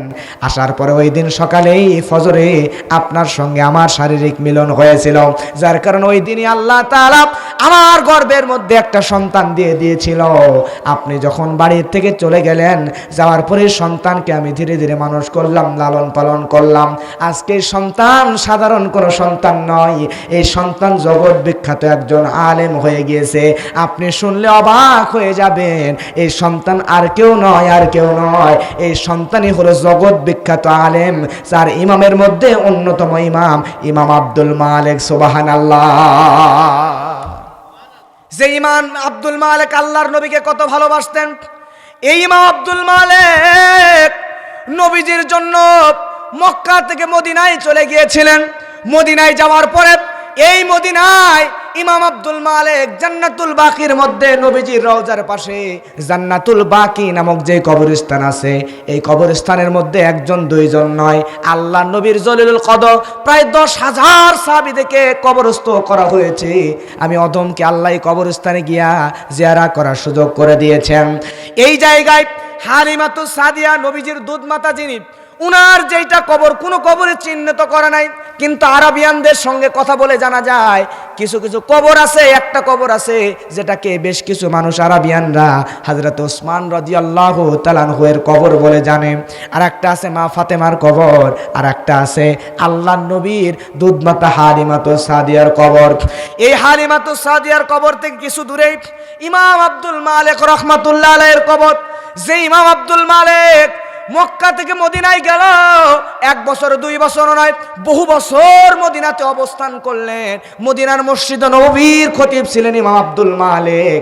ইমাম আব্দুল মালিক মদিনাতে যতদিন অবস্থান করেছে, আল্লাহর নবীকে এত বেশি ভালোবেসেছে, নবীজির মহব্বতে মদিনায় খালি পায়ে কোনোদিন জুতা পায়ে হাঁটেন নাই। কারণ হলো, আমি আমার কথাই বলছি, আমি যখন জেদ্দা এয়ারপোর্টে নামলাম, বিমানবন্দর মদিনায় যাওয়ার জন্য, মক্কায় যাওয়ার জন্য জেদ্দা এয়ারপোর্টে নামলাম, এই ইমাম আব্দুল মালিকের জীবনী পড়েছিলাম। পড়ার পরে আমি দেখতে পেলাম ইমাম আব্দুল মালিক নবীকে এত ভালোবাসতো, তাহলে আমিও একটু কিছুক্ষণ চেষ্টা করে দেখি খালি পায়ে হাঁটতে পারি কিনা। কিন্তু আমি যখন জুতা ছাড়া এয়ারপোর্টে নামলাম, মদিনায় নবীজির দেশে, ওই মাটির উপরে পা দেওয়ার পরে আমার মতো যুবক মানুষ 30 সেকেন্ড 1 মিনিট পা খালি পায়ে দাঁড়িয়ে থাকতে পারলাম না। মনে হলো যেন আমার পাটা ফুসকা পড়ে যাবে। কিন্তু প্রিয় ভাইয়েরা, এই ইমাম আব্দুল মালিক 1 বছর নয়, 2 বছর নয়, বছরের পর বছর আল্লাহর নবীর মহব্বতে, আল্লাহর নবীর ভালোবাসায় জুতা পরে মদিনার মাটির উপরে হাঁটেন নাই। কারণ আল্লাহর নবী পেয়ারা নবী মদিনার মধ্যে কোন জায়গায় আমার নবীজি পা দিয়ে হেঁটেছেন। নবীজির পায়ের ছাপের উপর আমি ইমাম আব্দুল মালিক জুতা পরে হাঁটবো, কেমন হয়ে যায় এই চিন্তা করে বছরের পর বছর ওই উত্তপ্ত বালির উপর ইমাম আব্দুল মালিক জুতা ছাড়া খালি পায়ে হেঁটেছেন। সুবহানাল্লাহ। তাহলে যদি আপনি ইমাম আব্দুল মালিকের মতো সন্তান নিতে চাই, তাহলে ওই যে পিতা কার মতো হওয়া লাগবে? আমর বিন আজ যে মসজিদ ছাড়া নামাজ আদায় করে না, এবং যেই মা পর্দাশীলা, দিনদারি, ইমানদারি, পরহেজগার নারী, এই জন্য কালো মানুষকে কোনোদিন অবহেলা করব না। আপনার স্ত্রী যদি কালো হয়, ও মা, আপনার স্বামী যদি কালো হয়, তাহলে ওই স্বামীর আনুগত্য করেন, আপনার স্ত্রীকে আপনি ভালোবাসেন। জেনে রাখেন, এই স্ত্রীর দ্বারা আপনার ঘরের মধ্যেও ইমাম আবু হানিফা, ইমাম আব্দুল মালিকের মতো করে নেককার ইসলামিক মাইন্ডের দিনদার জগৎ বিখ্যাত আলেম দুনিয়া আসতে পারে। জোরে বলেন ঠিক কিনা? আমার প্রিয় মুসলমান ভাইয়েরা, গভীর মনোযোগ দিয়ে শুনতে হবে। তাহলে আল্লাহ রাব্বুল আলামিন এই নামাজের কথা কোরআন মাজিদের মধ্যে বললেন। আমাদের দুনিয়ার মধ্যে এমন মানুষ আছে যে মানুষগুলো ব্যবসা বাণিজ্য করে এমন মানুষ আপনাদের এলাকায় আছে না নাই? আরো জোরে বলেন, আছে না নাই? এই ব্যবসায়িক মানুষগুলা দেখবেন, ব্যবসায়িক মানুষদের কাজই হচ্ছে যেখানেই যাবে সেখানেই 2 পয়সা লাভ খুঁজে। লাভ ছাড়া ব্যবসায়িক মানুষগুলো কোথাও যাইতে চায়? ধানের ব্যবসা করে, চালের ব্যবসা করে, মাছের ব্যবসা করে, যে কোনো ব্যবসা করে। মনে করেন এই ব্যবসায়িক মানুষরা লাভ ছাড়া কোনো জায়গায় যাইতে চায় না। যেখানেই যাইতে চায় সেখানেই তারা 2 পয়সা 4 পয়সা লাভ খুঁজে। কথা বলেন ঠিক কিনা? এমন ব্যবসায়িক আপনাদের এলাকায় আছে কিনা আমি জানি না, যে দেখবেন এই ব্যবসায়িক মানুষগুলা যদি মেয়ের বাড়িতে বেড়াইতে, কোথাও বেড়াইতেও যাইতে চায় না, যদিও যায় মেয়ের বাড়িতে, জামাইয়ের বাড়িতে, যাওয়ার পরে দেখবেন চুপচাপ বসে থাকবে না, যায়া কোথায় মাছের প্রজেক্ট, কোথায় গরুর প্রজেক্ট, লাভ হচ্ছে না লস হচ্ছে, এইসব খোঁজখবর নেবে আর ঘুরবে। কথা বলেন ঠিক কিনা? তার মানে ব্যবসায়িক যারা লাভ ছাড়া কোনো জায়গায় যাইতে চায়, যেখানেই যাবে সেখানে 2 পয়সার লাভ খুঁজে। আমি বলি, এই সমস্ত ব্যবসায়িক মানুষ, মনে করেন একটা ব্যবসায়ী মানুষ মারা গেছে, মারা যাওয়ার পরে এবার তার হিসাব নিকাশের পরে ডান দিকে জান্নাত, বাম দিকে জাহান্নাম, মাঝখানে ফেরেশতা ওই লোকটাকে মাঝখানে দাঁড়ায় রেখে বলতেছে, ভাই, ডান দিকে জান্নাত, বাম দিকে জাহান্নাম, আপনার নেকি আর গুনাহ পরিমাপ করার পরে দেখা গেছে আপনার নেকি আর গুনাহ সমান সমান। কি বলেন? সমান সমান। যেহেতু নেকি আর গুনাহ সমান সমান, অতএব আপনার ডানে জান্নাত, বামে জাহান্নাম, আপনি চাইলে জান্নাতেও যেতে পারেন, চাইলে জাহান্নামেও যেতে পারেন। এই কথা যদি ফেরেশতারা বলে তারা অনুমতি দিয়ে দেয় ইচ্ছা মতো যাওয়ার, তাহলে ওই লোকটা যদি দুনিয়াতে ব্যবসায়ী হয়, তাহলে কি বলবে জানেন? আমার মনে হয় ওই লোকটা তখন ফেরেশতাকে বলবে, ভাই ফেরেশতা, আমি তো দুনিয়াতে ছিলাম ব্যবসায়ী, 2 পয়সা লাভ ছাড়া কোনো জায়গায় যাই নাই, অতএব আজকেও তো বললা যে আমার গুনাহ আর নেকি সমান সমান, ডানে গেলে জান্নাত, বামে গেলে জাহান্নাম, যেখানে ইচ্ছা সেখানে যাইতে পারো। আমি বলি, দুনিয়াতে ছিলাম ব্যবসায় লাভ ছাড়া কোথাও যেহেতু যাই নাই, অতএব এখনও আমি জান্নাত জাহান্নাম বুঝি না, যেখানে গেলে 2 পয়সা লাভ হবে ওখানে আমার ঢুকায় দাও। কথা বলেন ঠিক কিনা? এরকম লোক আমাদের সমাজে প্রচুর। তো এখন এখানে অনেক মানুষ বলতে পারেন, হুজুর আপনি তো বললেন যে নামাজ পড়তে হবে, 1,500 বছর আগে থেকে ওয়াজ করতেছে মুফাসসির, মুহাদ্দিস, বক্তা, ওয়াইজিন, আলেমরা, কিন্তু আমরা তো জানি নামাজ পড়তে হবে, নামাজ পড়লে পরকালীন ফায়দা অনেক, এটা তো আমরা জানি, কিন্তু নামাজ পড়লে দুনিয়াতে কি ফায়দা এটা জানার দরকার। জোরে বলেন আছে না নাই? আল্লাহ রাব্বুল আলামিন কোরআন মাজিদের মধ্যে কি বলেন দেখেন, যারা আমার সঙ্গে জানেন পড়েন। আল্লাহ রাব্বুল আলামিন বলেন, ইন্নাস সালাতা কানাত আলাল মুমিনিনা কিতাবাম মাওকুতা। আল্লাহু আকবার। আল্লাহ রাব্বুল আলামিন সূরা নিসা 103 নম্বর আয়াতের মধ্যে বলে, ও দুনিয়ার মানুষেরা রে, তোমাদেরকে আল্লাহ তাআলা আমাদেরকে নামাজ দিলেন। আল্লাহ আয়াতের মাধ্যমে জানিয়ে দেয়, আমি আল্লাহ নামাজের মাধ্যমে দুনিয়ার মানুষদেরকে যেটা শিক্ষা দিই সেটা হচ্ছে সময়ানুবর্তিতা, সেইটা হচ্ছে নিয়মানুবর্তিতা। তার মানে নামাজের মাধ্যমে আমার আল্লাহ আমরা মানুষদেরকে সময়ের জ্ঞান শিক্ষা দেন। সুবহানাল্লাহ। নামাজের মাধ্যমে কিসের জ্ঞান শিক্ষা দেয়? সময়ের জ্ঞান শিক্ষা দেয়। কিন্তু আমরা দুনিয়ার মানুষদের সবচাইতে বেশি অভাব যেটা, সেটা হচ্ছে সময়ের জ্ঞানের অভাব। কথা বলেন ঠিক কিনা? আমাদেরকে সময়ের জ্ঞানের অভাব আছে না নাই? জোরে বলেন আছে না নাই? বলেন তো, ফজরের নামাজ জোহরে পড়লে হবে নাকি? জোহরের নামাজ আসরে পড়লে হবে নাকি? আসরের নামাজ মাগরিবে পড়লে হবে নাকি? আমার ভাইয়েরা, ফজরের নামাজ যেমন জোহরে পড়লে হবে না, জোহরের নামাজ যেমন আসরে পড়লে হবে না, আসরের নামাজ যেমন মাগরিবে পড়লে হবে না, ঠিক তেমন করে আল্লাহ তাআলা নামাজ দিয়ে দুনিয়ার মানুষদেরকে জানায় দেয়, দুনিয়ার মানুষরা শুনে নাও, এক সময়ের নামাজ যেমন আর এক সময় পড়লে হবে না, ঠিক তেমন করে সময়ের কাজ সময়ে করা লাগবে। একটা সময়ের কাজ কিন্তু আর একটা সময় করলেও হবে না। কথা বলেন ঠিক কিনা? কিন্তু আজকে আমরা দুনিয়ার মানুষদের সবচাইতে অভাব যেটা, সেইটা হচ্ছে সময়ের জ্ঞান। কেন বললাম? মনে করেন এইটা একটা ধানের জমি। কিসের জমি? ধানের জমি। আমাদের নওগাঁতে দুই রকম ভাবে মানুষ কাজ করে, একটা হচ্ছে দিন হাজিরা আর একটা হচ্ছে চুক্তি। আপনাদের এদিকে কি? এদিকেও তাই, দিন হাজিরা আর চুক্তি। মনে করেন এই একটা ধানের জমি, আপনি ধান কাটার জন্য চুক্তি দিয়ে দিলেন, তখন দেখাবেন যে শ্রমিক, তারে দেখাবেন, দেখানোর পরে বলবে যে এইটা কাটতে মোটামুটি সময় লাগবে 3 দিন। কয়দিন? 3 দিন। 3 দিনের কথা বলে টাকা নেবে, নেওয়ার পরে যদি হয় কাজ চুক্তি, তাহলে 3 দিনের কাজ 1 দিনে করে বাসায় চলে যাবে। কথা বলেন ঠিক কিনা?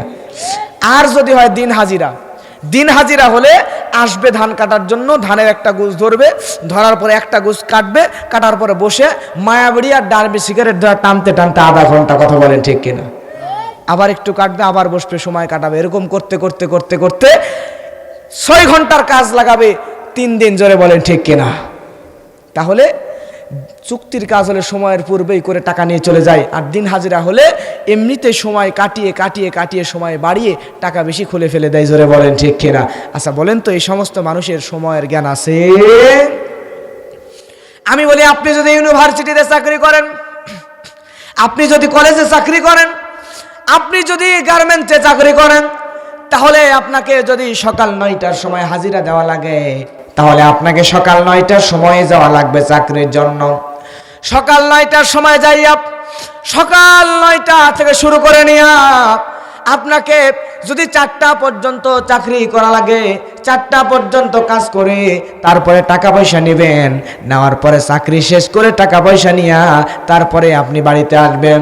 কিন্তু আপনি সকাল 9টায় গেলেন না, 11টার সময় অফিসে গেলেন, যাওয়ার পরে 9টার সময় সিগনেচার করলেন, প্রত্যেক দিন 2 ঘন্টা করে ফাঁকি দিলেন, দেওয়ার পরে সারা মাস চাকরি করে মাসের শেষে বেতন নিলেন।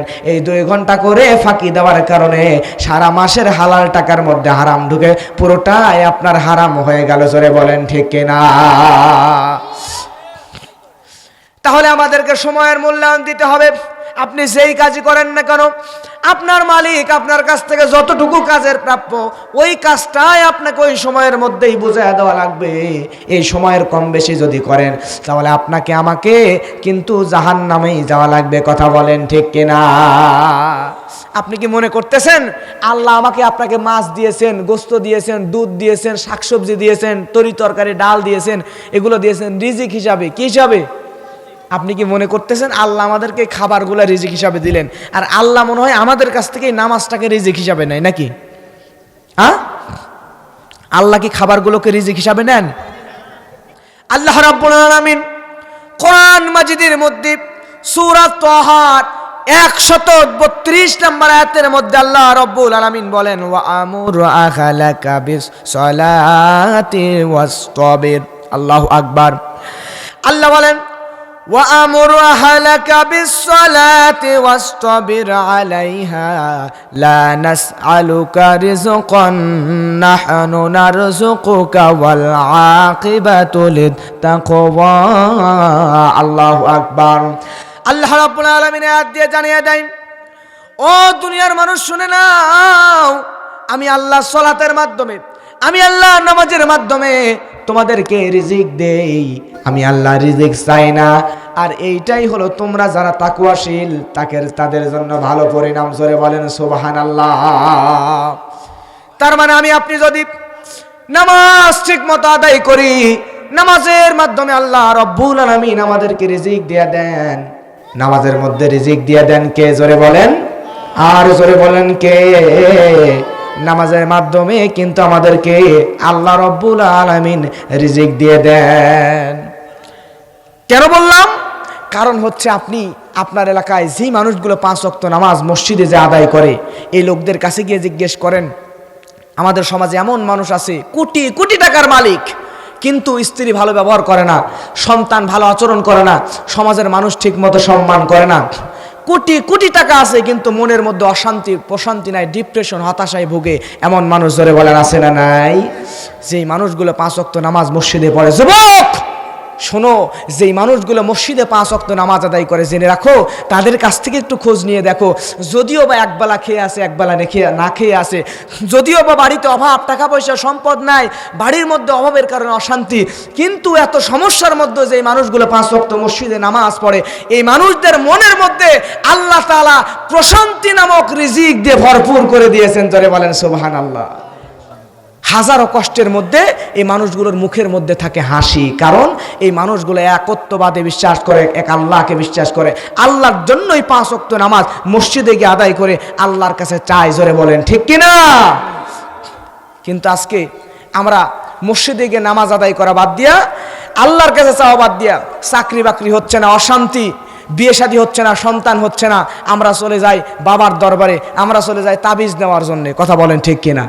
আর আমাদের মতো কিছু হুজুর আছি, আমরা আবার দেখা যাচ্ছে, আপনারা দেখেছেন কিনা অনলাইনে মাঝে মধ্যে দেখা যায়, যুবকরা ভালো করে কান লাগান, অনলাইনে মাঝে মধ্যে দেখা যায় যুবকরা বলবেন, সাক্ষী দেবেন ঠিক বললাম না ভুল বললাম, কিছু কিছু তান্ত্রিক শাস্ত্রে কিছু কিছু হুজুর এমন শাস্ত্রে তাবিজ দিয়ে দিচ্ছে, প্রেম ভালোবাসায় আপনার কি বলে স্বামী স্ত্রীতে অমিল, প্রেম ভালোবাসায় ব্যর্থ, প্রেমিকাকে এনে দিচ্ছে তাবিজের মাধ্যমে, তারপরে সন্তান হয় না সন্তান দিচ্ছে, চাকরি হয় না চাকরি দিচ্ছে, সুন্দরী মেয়েকে পছন্দ করছে যুবক, সুন্দরী মেয়েকে পাচ্ছে না, তাবিজ দিচ্ছে, তাবিজের মাধ্যমে নাকি সুন্দরী মেয়ে তার কাছে ছুটে আসবে। জোরে বলেন নাউজুবিল্লাহ। আজকে যুবকরা নামাজের পরে আল্লাহর কাছে চাওয়া বাদ দিয়া ভণ্ড পীরদের কাছে চলে গেছে, পীর বাবাদের কাছে গেছে তাবিজের মাধ্যমে সুন্দরী নারীকে বসে আনার জন্য। জোরে বলেন ঠিক কিনা? যুবকরা এত বোকা, হাইরে বোকা যুবক। আমি বলি, তুমি যে তাবিজের পিছনে দৌড়াও, তোমার মাথায় কি এতটুকু মগজ নাই? তাবিজেই যদি কাজ হতো, আমি হুজুর আমি আপনাকে তাবিজ দিয়ে দিলাম, আপনার কাছে এই তাবিজ আপনার গলায় ঝুলাইলে সুন্দরী মেয়ে আপনার কাছে চলে আসবে, সুন্দরী মেয়ের কাছে যাওয়া লাগবে না, আপনার কাছে বশ হয়ে পাগল হয়ে চলে আসবে। এটাই যদি হতো, তাহলে আমি হুজুর কি পাগল? আমি হুজুর কি অতই বোকা? আমার তাবিজ আপনারা দিয়ে সুন্দরী মেয়ে আপনার কাছে পাঠাইতাম? কথা বলেন। আমার তাবিজে কাজ হলে তো আমি গলার মধ্যে হাতের মধ্যে 15-20টা তাবিজ লাগায়া পৃথিবীর সব সুন্দরী মেয়েগুলো বশ করে আমি তো বিয়ে করতাম, তাই করতাম না? হুজুরা কি বোকা যে সে আপনার তাবিজ দেবে, দিয়ে সুন্দরী মেয়ে আপনার পিছনে দৌড়াবে? হুজুর প্রত্যেকটা হুজুরের তাবিজে যদি কাজ হইতো, আমার মনে হয় বাংলাদেশের কোনো হুজুরের বউ অসুন্দর হইতো না। জোরে বলেন ঠিক কিনা? হুজুরগুলা সব নায়িকাগুলোকে বিয়ে করে নিয়ে, তুমি যুবক যারা তাবিজের পিছনে দৌড়াও, তোমার জন্য সব অসুন্দরগুলো রেখে দিতে। জোরে বলেন ঠিক কিনা? এজন্য যুবক তাবিজের পিছনে দৌড়ায় না, তাবিজের পিছনে দৌড়ায় না, পাগল হয়েও না, আসো দিনের পথে আসো, ইসলামের পথে আসো, আল্লাহর কাছে চাও। তুমি যদি আল্লাহর কাছে চাও, বিশ্বাস করো আল্লাহ তোমাকে চাবার চাইতেও বেশি সুন্দর দিয়ে দিবে। আজকে যুবক তুমি সুন্দরী নারীর পিছনে দৌড়াচ্ছ, যুবক তুমি তোমার ক্যারিয়ারকে ধ্বংস করে ফেলছো, তুমি তোমার বাবাকে সময় দিচ্ছ না, তুমি তোমার মাকে সময় দিচ্ছ না, তুমি তোমার বৃদ্ধ বাবা আর মাকে সময় না দিয়ে সুন্দরী মেয়ের পিছনে দৌড়াইতে দৌড়াইতে দৌড়াইতে তুমি তোমার ক্যারিয়ার নষ্ট করে ফেলছো, জীবনটাকে ধ্বংস করে ফেলছো। যুবক জেনে নাও, আজকে সুন্দরী মেয়ের পেছনে দৌড়াও না, আল্লাহ যে কোরআন দিয়েছেন কোরআনের পেছনে দৌড়াও, কোরআনের শিক্ষাগুলো অন্তরের মধ্যে ঢুকায় নাও। তাহলে বিশ্বাস করো, কোরআন যদি তুমি পরিপূর্ণ বিশ্বাস করো, আমলে নিয়ে আসতে পারো, ঠিকমতো নামাজ আদায় করতে পারো, আর তুমি তোমার ক্যারিয়ারের দিকে যদি ফোকাস করতে পারো, হুজুরের তাবিজের দিকে দৌড়ানো লাগবে না। তোমার চাওয়ার চাইতে সুন্দরী মেয়ে এবং মেয়ের বাবা মাও তোমার পিছনে দৌড়াবে, জোরে বলেন ঠিক কিনা? অতএব যুবকরা, আসো, ফিরে আসো দ্বীনের দিকে, ফিরে আসো ইসলামের দিকে। তুমি তোমার বাবা মাকে সময় দাও, তুমি তোমার ক্যারিয়ারের দিকে ফোকাস করো। আজকে যদি তুমি তোমার মায়ের সঙ্গে ভালো ব্যবহার না করো, আজকে তুমি তোমার মায়ের সঙ্গে যদি বদ ব্যবহার করো, সময় না দাও, আজকে আমাদের সমাজের যুবকগুলা দেখবেন, এই যে স্মার্টফোন, যুবক বাইরে থাকে, বাইরে থেকে বেড়াইতে আসছে, বাসায় আসার পরে দেখবেন এই যুবক ঘরের মধ্যে শুয়ে আছে। আপনাদের এলাকায় কি অবস্থা জানি না, আমার নওগাঁর কথা বলছি। যুবক দেখবেন ঘরের মধ্যে ম্যাচে পড়াশোনা করে, বাইরে থেকে পড়াশোনা করে, বাসার মধ্যে এসে রুমের মধ্যে বসে আছে, শুয়ে আছে, মোবাইল টিপতেছে। এখন এই যে মোবাইল আছে না, এই মোবাইল নিয়ে দেখবেন যুবক এদিকে একবার ঠেলে, এদিকে একবার ঠেলে, এদিকে একবার ঠেলে, এদিকে একবার ঠেলে। বৃদ্ধ বাপ, বহুদিন পর ছেলে শহর থেকে বাসায় আসছে, যুবকের কাছে এসে বলতেছে, বাবা একটু আমার সাথে মাঠে চল, কাজ কাম করা লাগবে না, দাঁড়িয়ে থাকবি, তুই থাকলে আমি কাজ করব, তুই থাকলে আমার একটু মনের প্রশান্তি ভালো লাগবে। বৃদ্ধ বাবা একবার ডাক দিয়েছে, জোরে বলেন কয়বার? একবার বলছে, বাবা আমার সঙ্গে একটু মাঠে চল, আমার সঙ্গে দাঁড়িয়ে থাকবি। তখন যুবক ডানে ঠেলে বামে ঠেলে, ডানে ফেলে বামে ঠেলে, বাবা খালি ডাক দিছে একবার। তখন যুবক রাগে বলতেছে, যাও তো, এত টাকা লাগে। কথা বলেন ঠিক কিনা, ঠিক কিনা?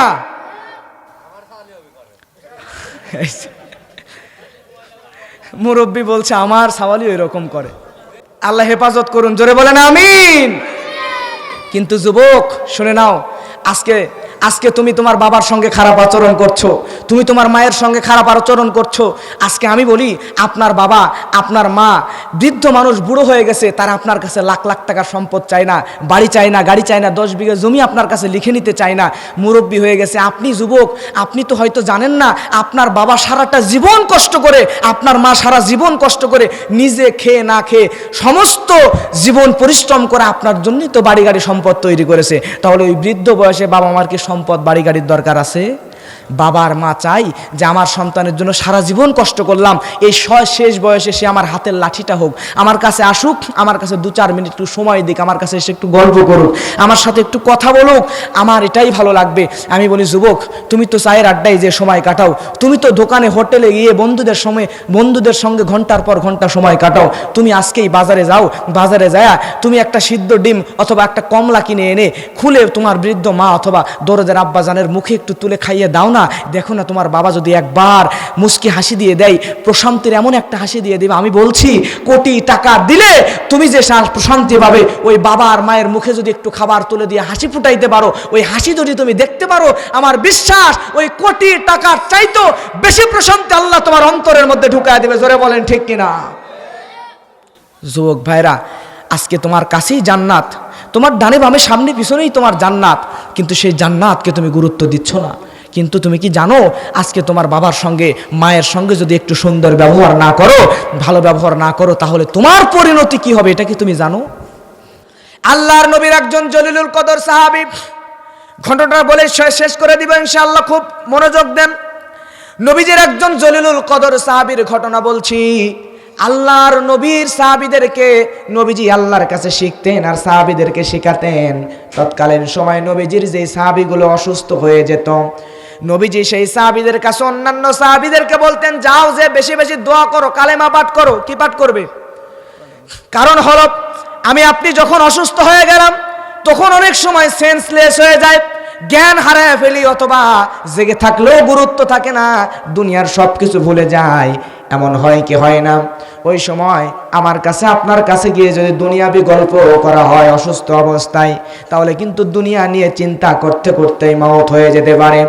কিন্তু নবীজির শেখানো অনুযায়ী কেউ যদি অসুস্থ হয়ে যায়, ওই অসুস্থ ব্যক্তির কাছে গিয়া আপনি যদি বারবার কালেমা পাঠ করেন, বারবার কালেমা পাঠ করার কারণে, প্রিয় ভাইরা আমার, এমনও কিন্তু হতে পারে বারবার কালেমা পাঠ করার কারণে ওই লোকটা আপনার শুনে সে একবার কালেমা উচ্চারণ করতে পারে, আর এই কালেমা উচ্চারণ যদি তার শেষ কালেমা উচ্চারণ হয়ে যায় আর সে যদি মারা যায়, এই কালেমা পড়তে পড়তে মারা যাওয়ার কারণে তাকে আল্লাহ জান্নাত দিয়ে দিতে পারেন। সুবহানাল্লাহ।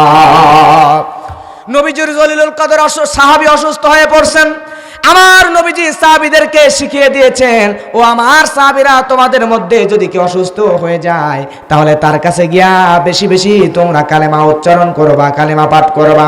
নবীজির অসুস্থ সাহাবীর কাছে নবীজির অনেক সাহাবী একত্রিত চলে গেল। বড় মাপের একজন সাহাবী, এই সাহাবীর কাছে গিয়া যখন অন্যান্য সাহাবীরা কালেমা পড়তেছে, কালেমা পাঠ করানোর চেষ্টা করতেছে, আজীব ব্যাপার, আশ্চর্য ব্যাপার, এত বড় মাপের নবীর একজন সাহাবী, কিন্তু সে মুখ দিয়া অন্য সব বলতে পারলেও একবারের জন্য কালেমা উচ্চারণ করতে পারে না। জোরে বলেন আল্লাহু আকবার।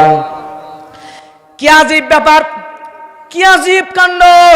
এত বড় মাপের একজন নবীর সাহাবী, যে সারা জীবন দিনের কাজ করেছে, এত বড় মাপের একজন মানুষ হওয়ার পরেও কেন মুখ দিয়ে কালেমা উচ্চারণ করতে পারে না?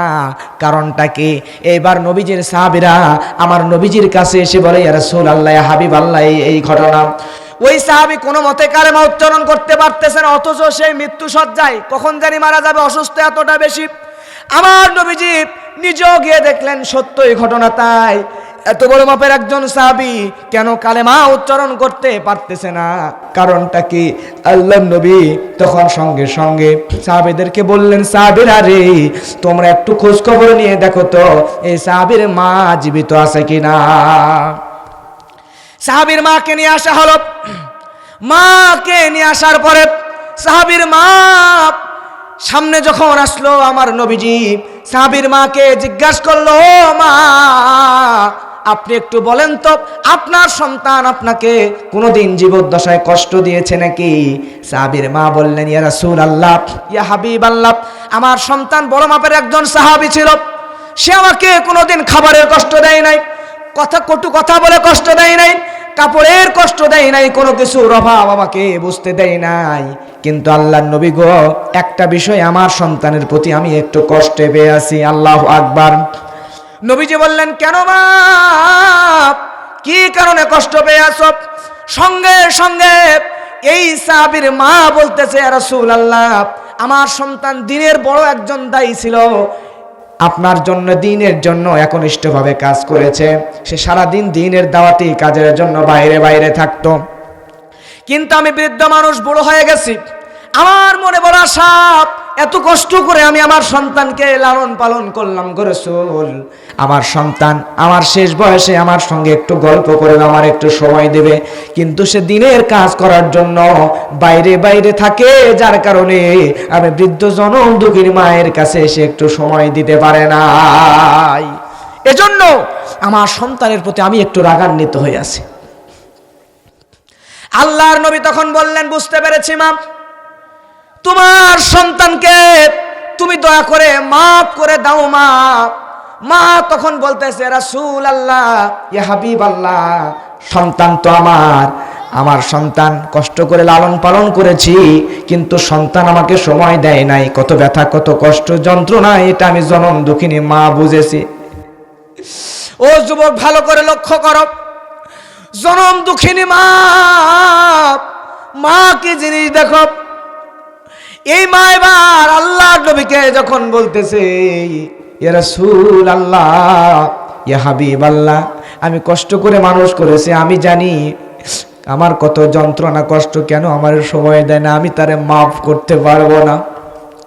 আল্লাহর নবী মায়ের কষ্টটা বুঝতে পারলেন, সঙ্গে সঙ্গে মাকে বললেন, মা তুমি কি ক্ষমা করবেই না?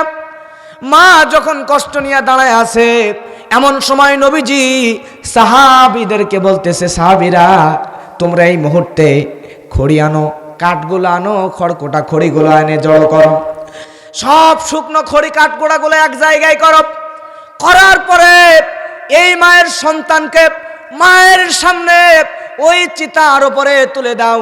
খড়ির উপরে তুলে দেওয়ার পরে মায়ের সামনে এই সন্তানকে জীবিত অবস্থায় আগুন দিয়ে জ্বালায়া দাও। ও যুবক, লক্ষ্য করেন, আল্লাহর নবী যখন এমন কথা বললেন, জনম দুঃখিনী মায়ের আর সহ্য হয় না। মা বলে, রাসূলুল্লাহ, ইয়া হাবিবাল্লাহ, এটা কেমন কথা গো নবী, আপনি আমার সামনে আমার কলিজার টুকরা সন্তানকে আগুন দিয়ে জ্বালায়া দিবেন গো রাসূল, এটা কেমন কথা? এ কাজ আপনি ভুলও করবেন না।